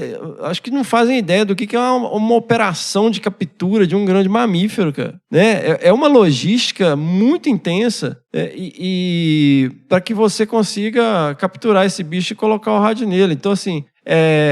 não é simplesmente um negócio que você... Funcionaria se eu conseguisse pegar o bicho de volta, garantido, depois de poucos dias ou de meses, e esse negócio ia funcionar a contento. Mas não é assim que funciona. Então, a gente pega essas constelações de satélites de transmissão de dados, tudo isso vai adicionando complexidade no sistema, mas ao mesmo tempo vai deixando mais barato, na verdade. Porque se você for colocar o custo que a gente tinha, por exemplo, de cada ponto que você tinha que ir fazer sobrevoo, ou vai com a caminhonete, ou se você coloca o rádio, você tem que recapturar o animal para fazer download da informação que você não sabe direito, nem a qualidade dessa informação, acaba saindo mais caro. De uma maneira mais antiga, digamos assim, mais analógica, né? É infinitamente maior do que quando você tem uma tecnologia disponível e que você vai acessar esses dados através do seu computador. Ou com uma necessidade de poucas incursões no campo para poder fazer esse download remoto quando, dependendo do tamanho, né, do colar que você precisa, do tamanho da tag que você precisa, você não consegue ter essa comunicação via Iridium para trazer esses dados para um web service no seu computador, você precisa ir a campo para fazer esse download remoto, é infinitamente mais barato. Se a gente fizer uma conta básica de uma logística e estrutura de campo e de um custo de um equipamento com esse tipo de tecnologia, o custo do equipamento de tecnologia sempre vai ser mais barato, né? As campanhas de captura geralmente é a parte mais onerosa, porque envolve, né, todo um estudo prévio da área, né, uma necessidade de conhecimento do deslocamento do animal, um conhecimento muito específico em relação à forma de capturar esse animal, né, com sucesso. Então, assim, Roger tem aí muita bagagem, né, voltou agora da canastra de uma campanha de captura, ele sabe o custo, ele pode até falar por alto, assim, quanto que seria um custo mínimo para uma campanha de 15 dias. Cara, a né? gente tem para 3 pessoas R$20 mil, sem contar equipamento. Isso de logística, né? Só logística, né, Só Roger? logística, sem equipamento. Eu não entendo. Aí imagina, se você fazendo isso de forma analógica, todas as vezes precisando voltar para o campo, reduzir isso à metade. Não, você tem que ter, como a gente tinha na canastra, tinha uma pessoa, porque para você, porque aí o analógico que você fala é o VHF, né? O que era antigo. O antigo, para você ter um volume de informações suficiente para você, voltando, né? Depende do objetivo. Eu quero saber onde que o bicho vive, uma área de vida do bicho, taxa de sobrevivência, tudo. Você tem que ter uma base de dados suficiente, né? Para você ir todo dia pro campo, tinha bicho, a gente tinha lá, chegou a ter quase 40 animais monitorados simultaneamente, né? Então, a gente tinha bicho que a gente tinha 5 pontos ao longo do ano. Tinha bicho que a gente tinha 80 pontos ao longo do ano. Ao longo do ano, gente. Assim, a cada vez que você vai atrás do bicho, não é certeza que você vai localizar ele. Exato. Né? E se você localizar, não é certeza que você consegue cruzar aquele ponto. Então você vai ter um ponto por dia, vamos dizer. Um ponto por dia vai dar ali no final do ano, cara, 360 se você tem uma equipe no campo full time, sem domingo, sem descanso. Então 360 pontos, cara, hoje a gente tem em 10 dias. Num colar de GPS, né? Então, assim, esse custo-benefício que o Fernando está falando, que a Ju está falando, é muito, muito... hoje, a gente precisa do VHF? Claro que precisa. A gente estava falando no começo, perdeu todo o tesão da coisa, né? Porque hoje a gente fica aqui, eu acesso, monitoro aqui 12 bichos, 12 lobos, posso ver onde que eles estão, todos eles. Né? Para um trabalho de reintrodução, tudo é importantíssimo. Mas, cara, você ir pro campo, ver o bicho, ver a situação dele, puta, o bicho tá desbeiçado porque brigou, ou tá mancando porque quebrou a pata. Isso aqui é importantíssimo você fazer esse acompanhamento. Aonde que ele tá andando? Tem comida onde ele tá andando? Por que ele tem esse comportamento? Isso é importante, você ter esse acompanhamento, e isso a gente continua fazendo VHF. O colar soltou, o drop-off acionou, o colar soltou, eu preciso ir atrás. Cara, tem gente que não tem ideia de como rastrear o colar depois que ele solta pra resgatar. Não tem ideia, porque não sabe usar o VHF, cara. Né? Agora, esses trabalhos de reintrodução que a gente está fazendo, você precisa ter o visual para ver se o bicho emagreceu, se ele tá bem ou não. Cara, como que faz? Né? Como que faz isso? Tem gente que não tem ideia, porque tá fácil você receber no satélite todo dia X pontos ali. Cara, então assim, não é que só perdeu o tesão e a graça da gente estar no campo. As pessoas estão perdendo essa sensibilidade de observar aonde o bicho está e o que ele está fazendo, né? O status geral dele, né? E o potencial do estudo, né, Roger? Porque colocar um colar não é simplesmente você saber por onde o bicho anda. Exatamente. Né? Exatamente. Né? Só para contextualizar aqui, a gente citou isso várias vezes, o drop-off, quando você programa o rádio, você fala, eu quero que ele colete 10 pontos por dia, 100 pontos por dia, num intervalo X. O GPS vai ligar, ele vai ficar um tempo tentando adquirir a localização. Se ele não conseguir, ele desliga, depois ele vai para o próximo horário, né? Isso aqui de maneira geral, vai variar de equipamento para equipamento e tal. Com base nisso, no número de pontos, ele vai calcular a vida útil da bateria. E aí você pode programar ele, um mês antes da bateria se esgotar, ou X tempo antes da bateria se esgotar, tem esse sistema que chama drop-off, que é basicamente um sistema de trava que vai abrir sozinho na data programada. Pelo menos a gente espera que ele funcione assim. Aí ele vai abrir a coleira e ele vai cair, né? Ele vai cair e aí o que ele vai fazer? Ele vai começar a emitir um sinal VHF para você poder resgatar essa coleira onde quer que ela tenha caído. Então ele começa a emitir lá o bip e aí você vai com um receptor de VHF para achar onde é que ela tá. Então ela vai ficar, a partir desse momento, é como se fosse um sinal de resgate. O Rogério tá, né, para quem tá vendo o vídeo aí, o Rogério tá mostrando. Então, esse aqui é um drop-off de um colar da Lotec. Ele tem 2 compartimentos, né? Tem essa partezinha menor aqui mostra quantas semanas que ele já vem pré-programado, né? Então você tira o ímã, ele começa como se fosse um timer, e aí ele solta a trava. Depois que acaba esse timer, a coleira, vocês estão vendo que ela é cortada aqui no meio, né? Então fica uma metade preso numa ponta e metade na outra. Aí ele abre e cai, né? Então assim, isso permite que a gente recupere a coleira. E é aquela coisa, né? Antes a gente tinha exigências do IBAMA, isso nos anos 90, no começo dos anos 2000, tudo que a gente tinha os trabalhos de recaptura, tinha pessoas que exigiam que depois do trabalho todos os animais fossem decolarizados, né? Tivessem os colares removidos. A gente na canastra, a gente não conseguiu remover, acho que foi 2% só dos colares que a gente colocou, mas grandíssima maioria você tem que fazer o esforço de recaptura, né? Então hoje o drop-off ele permite que a gente não tenha que fazer mais uma nova expedição para essa remoção, né? Então muitos animais tem uma porcentagem que não se consegue capturar porque você perde o contato com ele, a bateria acaba e tudo, né? Então você tem que fazer um mega esforço para essa captura, né? Hoje tem gente que encomenda o colar e fala, não, porque um drop-off desse custa mais de R$500, por exemplo, para você colocar na coleira. Então é caro.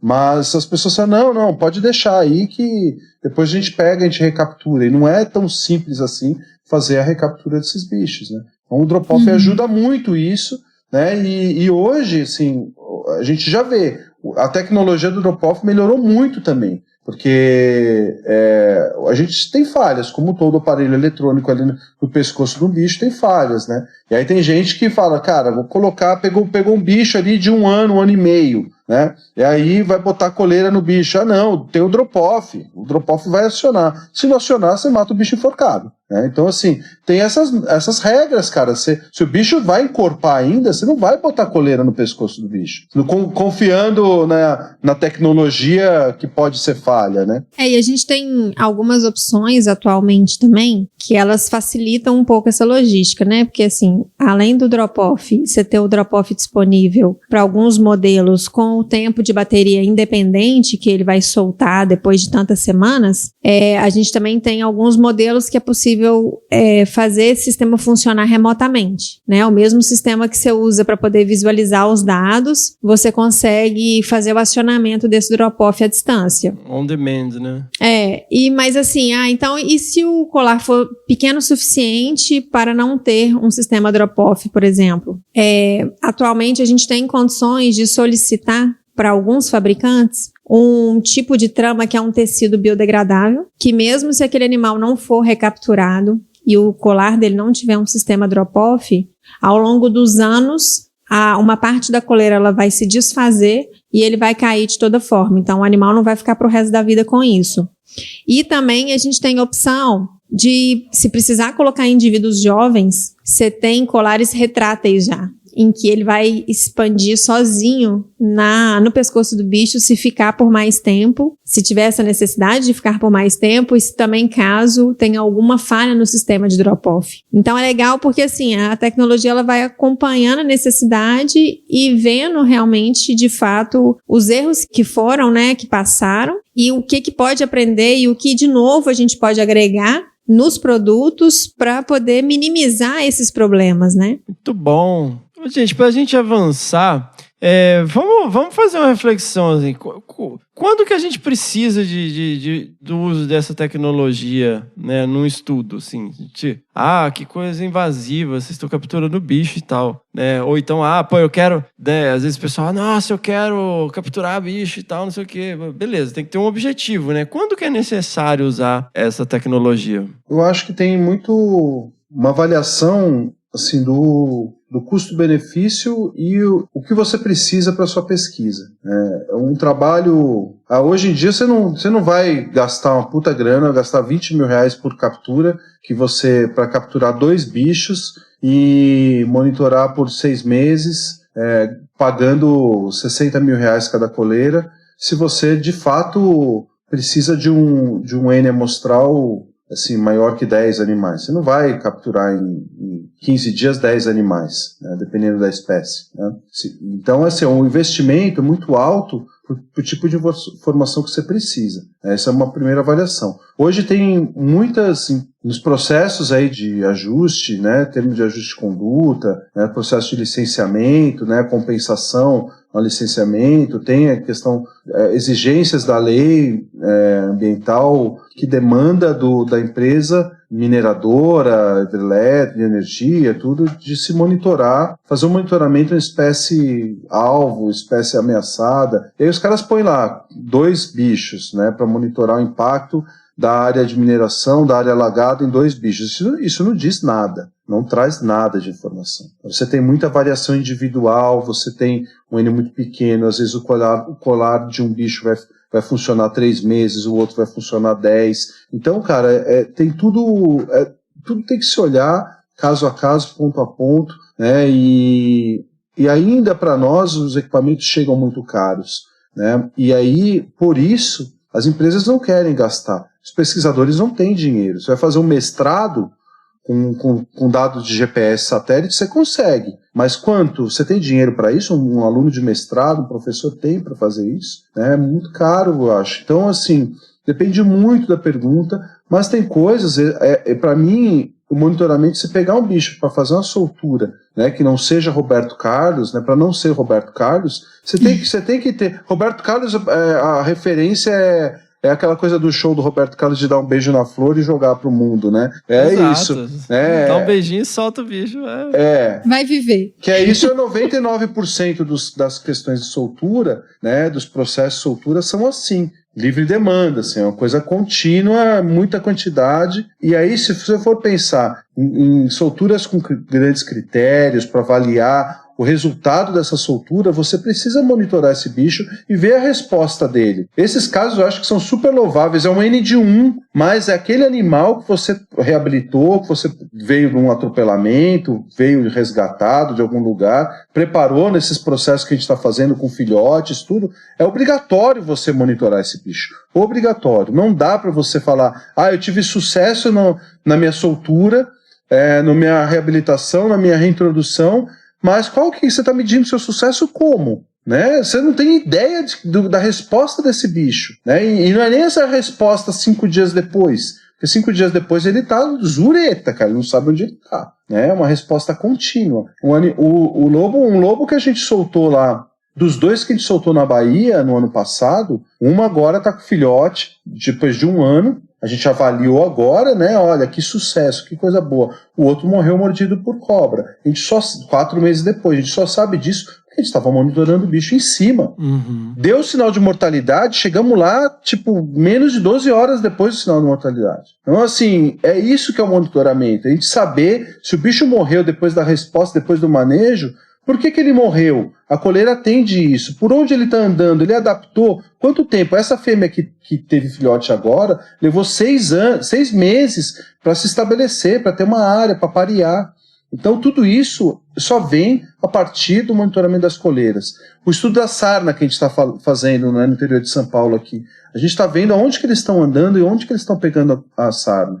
Né, qual é o fator predisponente no ambiente que está fazendo que esse bicho pegue a sarna? Né, qual o tipo de paisagem que ele está andando para pegar? Né, o contato de um animal com o outro. Né, a gente está medicando. 3 meses depois tem que medicar de novo. Onde que ele está para a gente fortalecer a possibilidade, né, aumentar a efetividade de uma recaptura para uma nova medicação. Então tudo isso eu acho que são objetivos. E mesmo as áreas de vida para alguns bichos que a gente não conhece, porque as áreas de vida no mundo de hoje é num ambiente totalmente degradado. Então, quanto tem dentro de um bicho que a gente está estudando de área preservada e de área degradada? O que isso interfere na vida do bicho? Isso vai cruzando com a saúde. Então, tem vários objetivos que são não só louváveis o monitoramento, mas extremamente importante você saber a movimentação, o percurso que o bicho faz, a resposta às influências do meio, a interferência humana, tudo isso, né? Para predação, né, a gente tem bicho que está voltando na fazenda, predando, né? A gente tem vários bichos que a gente tem monitorado com isso, tanto lá em Foz do Iguaçu. Então, o bicho que provoca conflito, é importante você saber acompanhar ele, né? O projeto do galinheiro na Canastra, a gente fez muito isso, né? A gente sabia que não era o lobo que estava comendo a galinha, era outro bicho, porque o lobo estava longe de lá. A gente mostrava para o proprietário isso, né? Então, aqueles bichos a gente conseguiu salvar, porque não foi ele que comeu a galinha no dia anterior, né? Olha quanta coisa que dá para a gente extrair, né, do monitoramento. Hoje, a gente está com implante cardíaco, cruzando onde o bicho está andando com a frequência cardíaca. Se o bicho está na beira da estrada, você está vendo que, cara, o bicho que atravessa muito estrada, a frequência cardíaca dele é assim, muito superior do bicho que anda sem ter que cruzar estradas, né? Então isso tem vários estudos que mostram isso. Com o urso, né? Primeiros trabalhos do monitoramento cardíaco, à medida que o bicho ia aproximando da estrada, ele não estava nem na beira da estrada. A frequência cardíaca dele já estava aumentando, porque ele sabia que a estrada estava chegando para ele cruzar. Olha que loucura isso, cara. Então, você cruzar essas informações e ter a coleira para te dar esses dados é sensacional e é importantíssimo, né? Caramba, velho. Rogério Cunha de Paula, senhoras e senhores. Esse é o cara, hein, velho?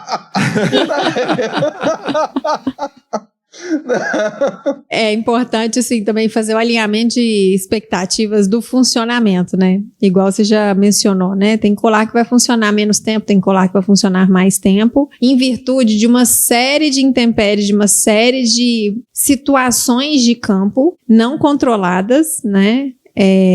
Que vai variar também de acordo com o hábito da espécie, né, que você está escolhendo estudar, que vão interferir. Então, assim, não vai achando que você vai comprar uma tecnologia que você vai ter o download desses dados no seu computador, que você vai poder monitorar eles à distância, digamos assim, sempre com esse monitoramento assistido, né? Mas você conseguir receber esses dados com essa facilidade e achar que vai ser como se fosse um Big Brother, que você vai colocar ali, vai tudo funcionar maravilhosamente bem, vai tudo descer, todos os dados vão descer da maneira com que deveriam. Por quê? Porque você tem N fatores que podem interferir, né, nessa captação de dados, nessa transmissão de dados, porque a gente não pode esquecer que, ainda que o colar não esteja transmitindo, não quer dizer que ele não esteja capturando e coletando os dados que você precisa. Só que às vezes ele não está conseguindo transmitir isso para o Iridium para esses dados chegarem até você pelo computador. Então, esse alinhamento de expectativa é muito importante, porque a gente tem, por exemplo, grandes redes elétricas, elas podem interferir diretamente na comunicação desse colar com o satélite para transmitir esses dados. Um animal que acaba de ser reintroduzido, que ele ainda está se ambientando, que provavelmente ele pode ficar mais acuado, sempre procurar um esconderijo por mais tempo. Às vezes, onde ele vai escolher para poder se esconder, às vezes esse colar não vai conseguir comunicar com muita facilidade com o satélite para transmitir os dados. Então, às vezes pode ter um delay, né, desses dados, de transmissão de dados. Às vezes pode acontecer uma queimada no lugar, né? O ambiente pegou fogo. E aí o animal morreu e às vezes nem a detecção de mortalidade pode ser que não seja emitido esse sinal de mortalidade. Se você colocou o colar inverso, ou então se o colar rodou no pescoço do bicho, isso vai interferir na comunicação, porque a antena ela tem que estar para cima. Então, assim, tem fatores que estão diretamente associados a isso. Então, assim, colocando, né, dentro de um raciocínio linear, assim, entre a escolha do colar, né, o que vem antes? Vem isso tudo que o Rogério falou, né, que parte do pressuposto, qual que é o seu estudo, tem a necessidade dessa tecnologia, tem esse investimento, vai ser suficiente para você fazer o estudo, vai trazer uma quantidade de dados suficiente para você desenvolver sua pesquisa? Se tudo isso for sim, maravilha, você já definiu que você vai usar a tecnologia, mas aí quando você define a tecnologia que você vai utilizar, o tipo de colar que você vai utilizar, você também tem que alinhar as expectativas, sabendo que essas intercorrências elas podem acontecer, né? E fazer o dever de casa, né, galera? Assim, porque,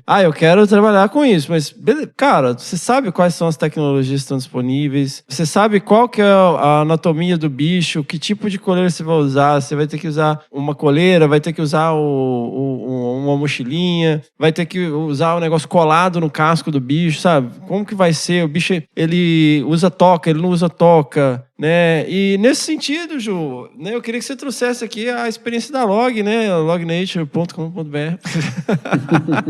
que é parceira aqui do podcast. Como que funciona isso? Vocês representam, né? Hoje vocês estão representando uma marca só? A gente representa a Latec e a Telonix. Tá, então. Vocês estão representando aí duas marcas, né? No Brasil, né? Para quem trabalha aí com consultoria, para quem trabalha com pesquisa, precisa de nota fiscal garantia, assistência técnica. Garantia, assistência técnica e tudo mais, né? Como que funciona essa questão? A pessoa vai desenvolver uma pesquisa com um grupo taxonômico. Como é que a pessoa deve abordar a Log, né? Entra lá no site, eles têm um equipamento aqui. O que tem que se levar em consideração quando você vai fazer um orçamento, quando você quer iniciar um estudo nesse sentido? Então, dentro da nossa rotina, da experiência que a gente tem aqui, o que a gente observa? A gente observa que a gente tem pesquisadores interessados na tecnologia, mas que conhecem pouco sobre ela, até mesmo para poder definir se precisa ou não e se existe ou não essa tecnologia para o tipo de trabalho que vai ser desenvolvido. E a gente também já tem os pesquisadores que já têm experiência e que já sabem o que querem. E tem aqueles que têm muita experiência, mas não têm o dinheiro.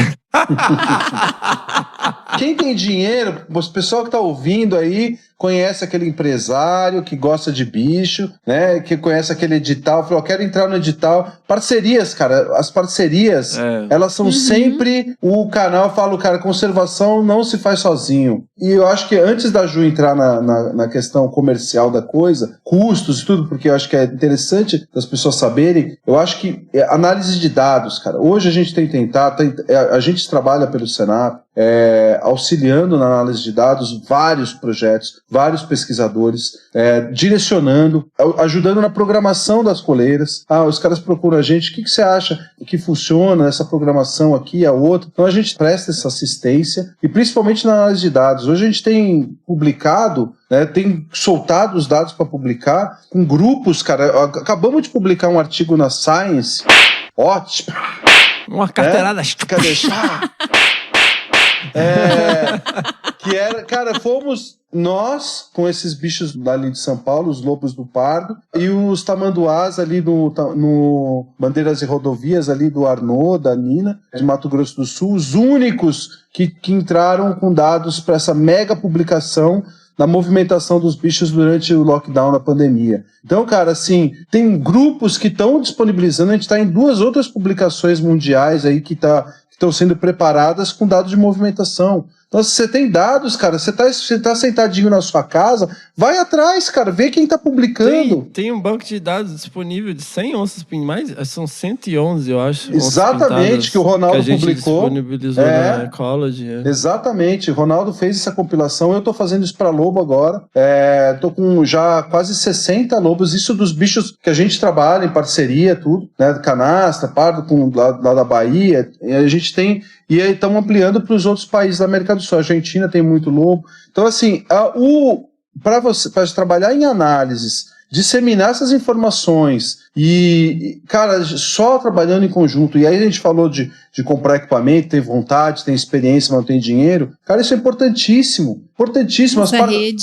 As parcerias são fundamentais, cara, fundamentais. Olha esse trabalho lindo que a gente está fazendo com o Smithsonian, nesse projeto Ritmos da Vida, associando o monitoramento dos colares. A gente tinha o monitoramento dos bichos, o Smithsonian entrou com os monitores cardíacos, e a gente está fazendo esse trabalho em conjunto aí, coordenação da professora Rosana de Moraes. E então, assim, é só trabalhando junto que a gente vai longe, gente. Boa! Rosana maravilhosa, beijo pra ela. Só complementando mais aí do que o Roger tá falando, né? Eu acho que criar essa rede com uma sinergia para poder fazer essa troca de informações, eu acho que é fundamental, né? Eu não sei se vocês têm conhecimento, eu vou jogar só isso aqui, depois a gente pode até, no descritivo do episódio, colocar o link, sobre o MoveBank. Ah, pode crer. Né? Então, é uma grande plataforma onde você consegue colocar o seu projeto ali e outros pesquisadores terem acesso aos dados, né, coletados desse projeto. Então, eu acho que é uma forma também bem simples, assim, de disponibilizar dados para que novas parcerias cheguem, né, e que possa facilitar esse caminho para ter cada vez mais publicações em conjunto com análise de dados volumosa, onde a gente de fato consegue retratar uma realidade de uma espécie, né. Mas voltando para a pergunta que o Fernando fez, que foi em relação à questão do contato e como que a gente consegue dar o suporte, na verdade, antes de finalizar, eu tenho que agradecer, porque meu grande mentor e quem me ensinou muito do que eu sei foi o Rogério, né? Eu? Rogério é um amigo e é um parceiro também, então, que sempre me ajudou muito quando eu tinha dificuldade de entender alguma coisa que eu estava estudando. Então, Roger, muito obrigada. Eu acho que parte da capacidade técnica que a gente tem aqui hoje é muito em virtude do que você me ensinou e do que eu consegui passar aqui para a equipe técnica também, tirando as dúvidas e de tudo que a gente estuda aqui todos os dias. Então, muitíssimo obrigada, tá? Só fazer esse parênteses aqui. Eu que agradeço, é uma honraria isso, ouvir isso. Então, a gente trabalha com um formulário, a gente tem um formulário onde o pesquisador ele preenche esse formulário com todas as informações básicas que a gente precisa para a gente buscar a solução para ele. Porque a gente não pode esquecer que é altamente personalizável esse tipo de tecnologia. Então não adianta eu comprar um colar para usar num bicho X, numa espécie X, e querer trabalhar com uma espécie Y, porque não vai funcionar. Até porque a gente tem vários detalhes que a gente precisa saber, passando não só da espécie, se é macho, se é fêmea, se é jovem, por quanto tempo que você vai monitorar, quantos quilos mais ou menos pesa aquela espécie, qual que é o ambiente que ela vive, quantos indivíduos são. Mas uma coisa básica, por exemplo, é a frequência do colar. Então, assim, se eu tenho um colar trabalhando numa frequência da qual a sua antena não alcança aquela frequência, você vai ter que comprar uma outra antena para poder fazer funcionar, né? Porque a gente sempre tem o VHF como backup. O VHF, ele nunca deixa de existir, né? Ainda que a gente agregue novas tecnologias de GPS com comunicação via satélite, o VHF, ele sempre vai existir ali no colar, porque ele é sempre um backup muito importante. Porque se tudo parar, ele vai continuar funcionando. Por isso, crianças, que, né, quando a gente vê filme de apocalipse zumbi, sempre tem um nerd com um rádio VHF no porão. Aprendam a usar VHF. Exato. Então, assim, aí internamente a gente tem aqui uma equipe de profissionais que são biólogos, e que estão mergulhados nesse estudo para poder fazer essa ponte com os fornecedores e conseguir trazer exatamente aquilo que você precisa. Então, se você ainda não sabe, você pode nos procurar fazendo perguntas básicas que a gente vai conseguir dar uma orientação prévia. E se você já sabe o que você quer, ou exatamente o projeto que você vai desenvolver, a gente também tem condições perfeitas de chegar e te atender e buscar a melhor solução para o seu projeto. Muito bom. Uma coisa que é legal disso, que a Ju falou, da customização e tudo, é assim, trabalho desde 2007. 2007 comecei a trabalhar com os colares de GPS, que o que você falou, que fazia o download, até daqui, ó, a gente fazia o download por UHF com esse aparelho aqui, UHF. né? E de longas distâncias, a gente teve muito dado. De 2007 a 2012, a gente trabalhou praticamente com isso. Os dados da minha tese de doutorado praticamente foram com esses colares de GPS sem ser satélite. Em 2012, a gente teve os primeiros colares mais leves para lobo, que a gente foi aperfeiçoando com a Lotec, e é isso, né? Assim, cada pesquisador tem uma familiaridade maior com uma empresa ou com a outra. A Telonix acho que é a melhor empresa, né? É a pioneira, a mais antiga, né? O Schaller usava nos Pandas, né? Em 70 e alguma coisa, ele usava, foi os primeiros Pandas colarizados, foi o Schaller com colar da Telonix, os colares das onças que o Schaller usou no Brasil, o Peter usou no Brasil. Acho que grande parte dos colares VHF que foram usados foram Telonix. A gente começou a usar com os lobos Telonix, depois passou para a TS, a gente gostava mais, né, da força. E aí os GPS, para mim, a gente tinha os GPS da Televilt na época, era uma empresa sueca, né, que se usava nas onças a Sandra Cavalcante, o Lauri Cullen, né, usava no Pantanal. O Denis Sana usava também. Só que aí a Televilt ficou ruim, né? Porque aí eles começaram a fazer o colar, cara, era surreal. Você lembra? A gente tinha que ir com um computador, conectar o receptor no computador, e aí você tinha que fazer tudo isso e fazer o download do bicho, porque ele não tinha no receptor de download um local de armazenamento. Então, você tinha que fazer direto pro computador esse download. Sim. Cara, então você tinha que ir no cavalo, cara. Eu lembro que tinha o Fernando Azevedo, ia monitorar as onças no cavalo, segurando o receptor com uma mão, o computador na outra, a gente de barco na Tayamã, você lembra, né, Fê? Plugava o negócio no computador, no barco ali, um segurava a antena, o outro computador com o receptor. Era uma loucura, cara. E aí a Televilt então foi perdendo, que virou Follow It, foi perdendo esse espaço, porque ficou ruim, né? Virou Follow It.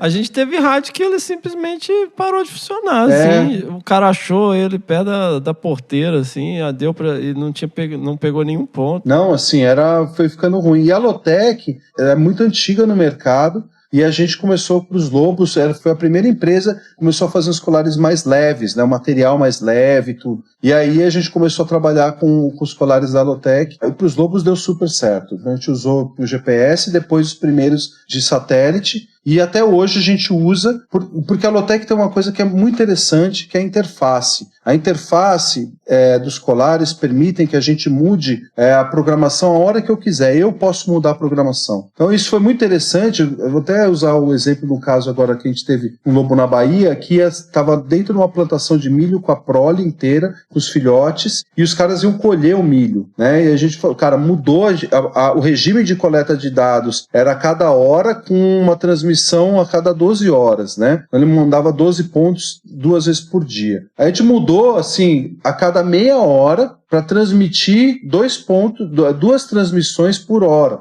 Quer dizer, uma transmissão por hora. Então, a gente tinha 2 pontos por hora, sabendo exatamente onde aquela fêmea estava. Que aí a gente falei para a bióloga lá que trabalha no projeto lá, que é a Rafa, um beijo pra Rafa, fica na colheita com o VHF, vendo se a mãe move de lugar, né? E a mãe não movia de lugar. E aí quando os caras foram chegando com a colheitadeira perto, ela saiu, né? Então a gente sabia exatamente onde estava a toca, mas não teve jeito que o carro passou, o trator matou uns e pegou o outro, fraturou pelve do bicho, perdemos o bicho na cagada, assim. Mas a gente estava em cima, né? Não estava ali prestando atenção, porque a gente pôde ter esses pontos dela nos dias antes, aumentou o monitoramento, tentamos afugentar, que tem as coisas no meio, aí tentamos afugentar ela para outra área, tudo. Então a gente pôde acompanhar porque a gente mudou a frequência do recebimento da informação assim. Para esses bichos que a gente está monitorando pós-soltura, também, né? O Canelinha aqui no estado de São Paulo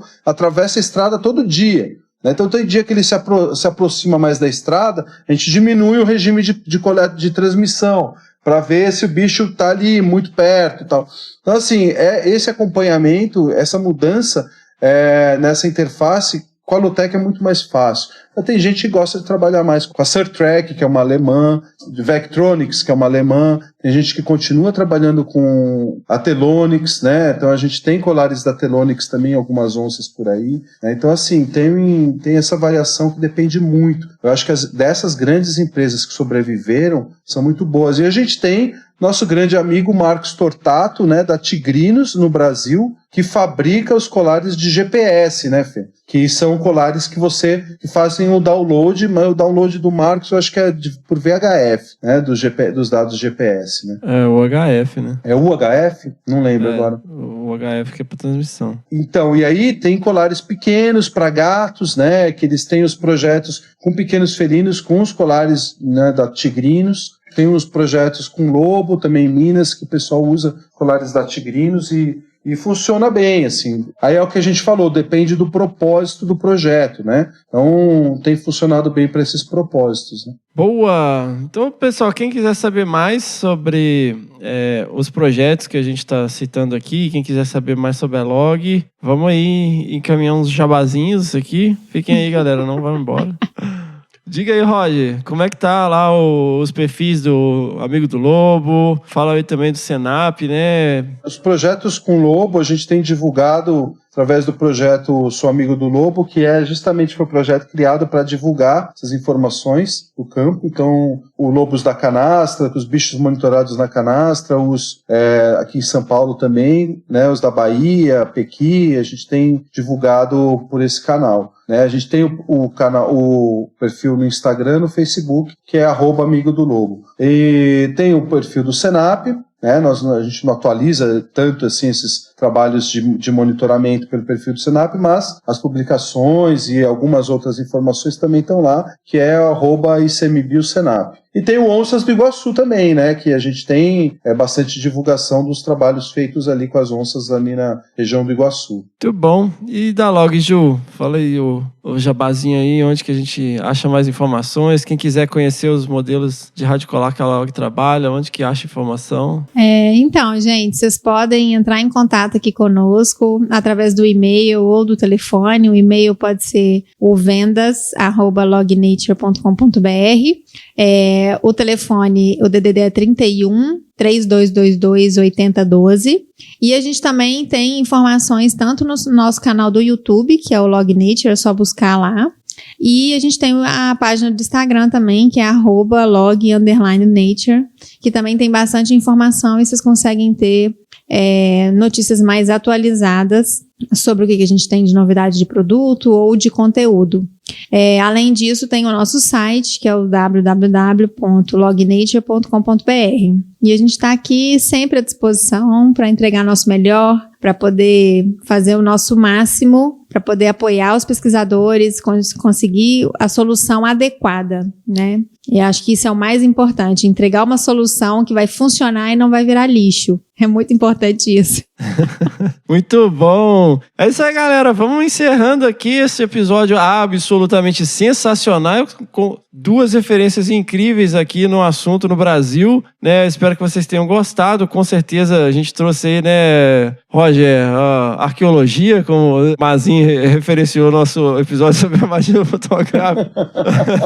Arqueologia de radiotelemetria. Mas é isso, galera. Tem que fazer o dever de casa, né, para entender como as tecnologias funcionam. As coisas, apesar de estar sendo transmitido por satélite atualmente, as coisas não caem do céu. Tem que fazer a sua parte, estudar, entender o porquê de se fazer as coisas, por que usar essa tecnologia, né, de forma a se obter os melhores resultados, né, porque é uma tecnologia cara, a logística é cara, então assim, a gente não pode usar isso em vão. Muitas vezes estamos usando aí dinheiro público, inclusive, para conduzir essas pesquisas, então a gente tem que otimizar fazendo a nossa parte, estudando não só essa parte prévia, né, como o Rogério enfatizou em vários momentos, e eu reforço testemunha e adepto, a gente tem que estudar física para entender a radiotelemetria e também tem essa vantagem, né, de te preparar um pouco para o apocalipse, porque a gente vai acabar voltando a se comunicar com o rádio VHF, então compre aí a sua anteninha, né, e comecem a navegar aí,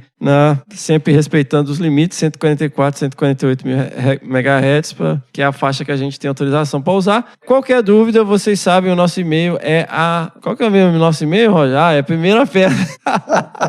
primeirapedra@desabrace.com.br. Então, mandem aí as suas pedradas, sugestões, críticas construtivas sobre o episódio. Se vocês tiverem dúvidas, né, vocês podem procurar aí os perfis que o Rogério e a Ju mencionaram, conversar diretamente com eles, ou se vocês quiserem trazer aqui como pauta para o podcast, basta mandar o seu e-mail para o primeirapedra@desabrace.com.br ou comentar aqui, né, no Spotify, que é a nossa principal plataforma de distribuição do podcast. Ju, Roger, vamos encaminhando aí. Eu agradeço enormemente, né, a disponibilidade de vocês. São uma coisa que a gente queria fazer há um tempo, né, Roger? Pô, era o próximo passo. E Ju, né, pontapé inicial aí, Bionote, Desabraçando Árvores. Estou aqui diretamente de Belo Horizonte, da terrinha. Bom, eu é que agradeço a oportunidade da gente estar aqui fazendo essa troca de informações, levando esse conhecimento tão importante. E só uma coisa para vocês não esquecerem, que a tecnologia ela só resolve quando tem conhecimento. Então, por favor, gente, estudem.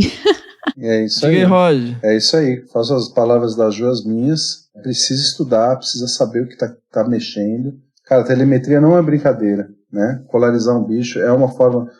tudo é invasivo, né? Captura invasiva, colarização invasiva, mas a gente tem tentado fazer tudo isso de forma menos problemática possível, né? A gente hoje, cara, eu falo, durante todos esses anos, o ano que vem o projeto Lobos da Canastra vai fazer 20 anos, tem 20 anos que eu boto coleira em lobo, nunca perdemos um lobo, assim, em forma nenhuma, nem em procedimento, nem em decorrência de coleira, nem em decorrência de nada, né? Então, assim, para mim, o que a Ju falou tem que se cercar de todos os cuidados possíveis e imagináveis para que a nossa pesquisa não interfira sobremaneira na vida dos bichos, né? Então, o recado desse programa cara, feliz demais de poder compartilhar essas informações, né, para todos. Aprendam física, né? Você que sempre odiou física na escola, né, quer mexer com isso, mesmo que seja telemetria de GPS satélite,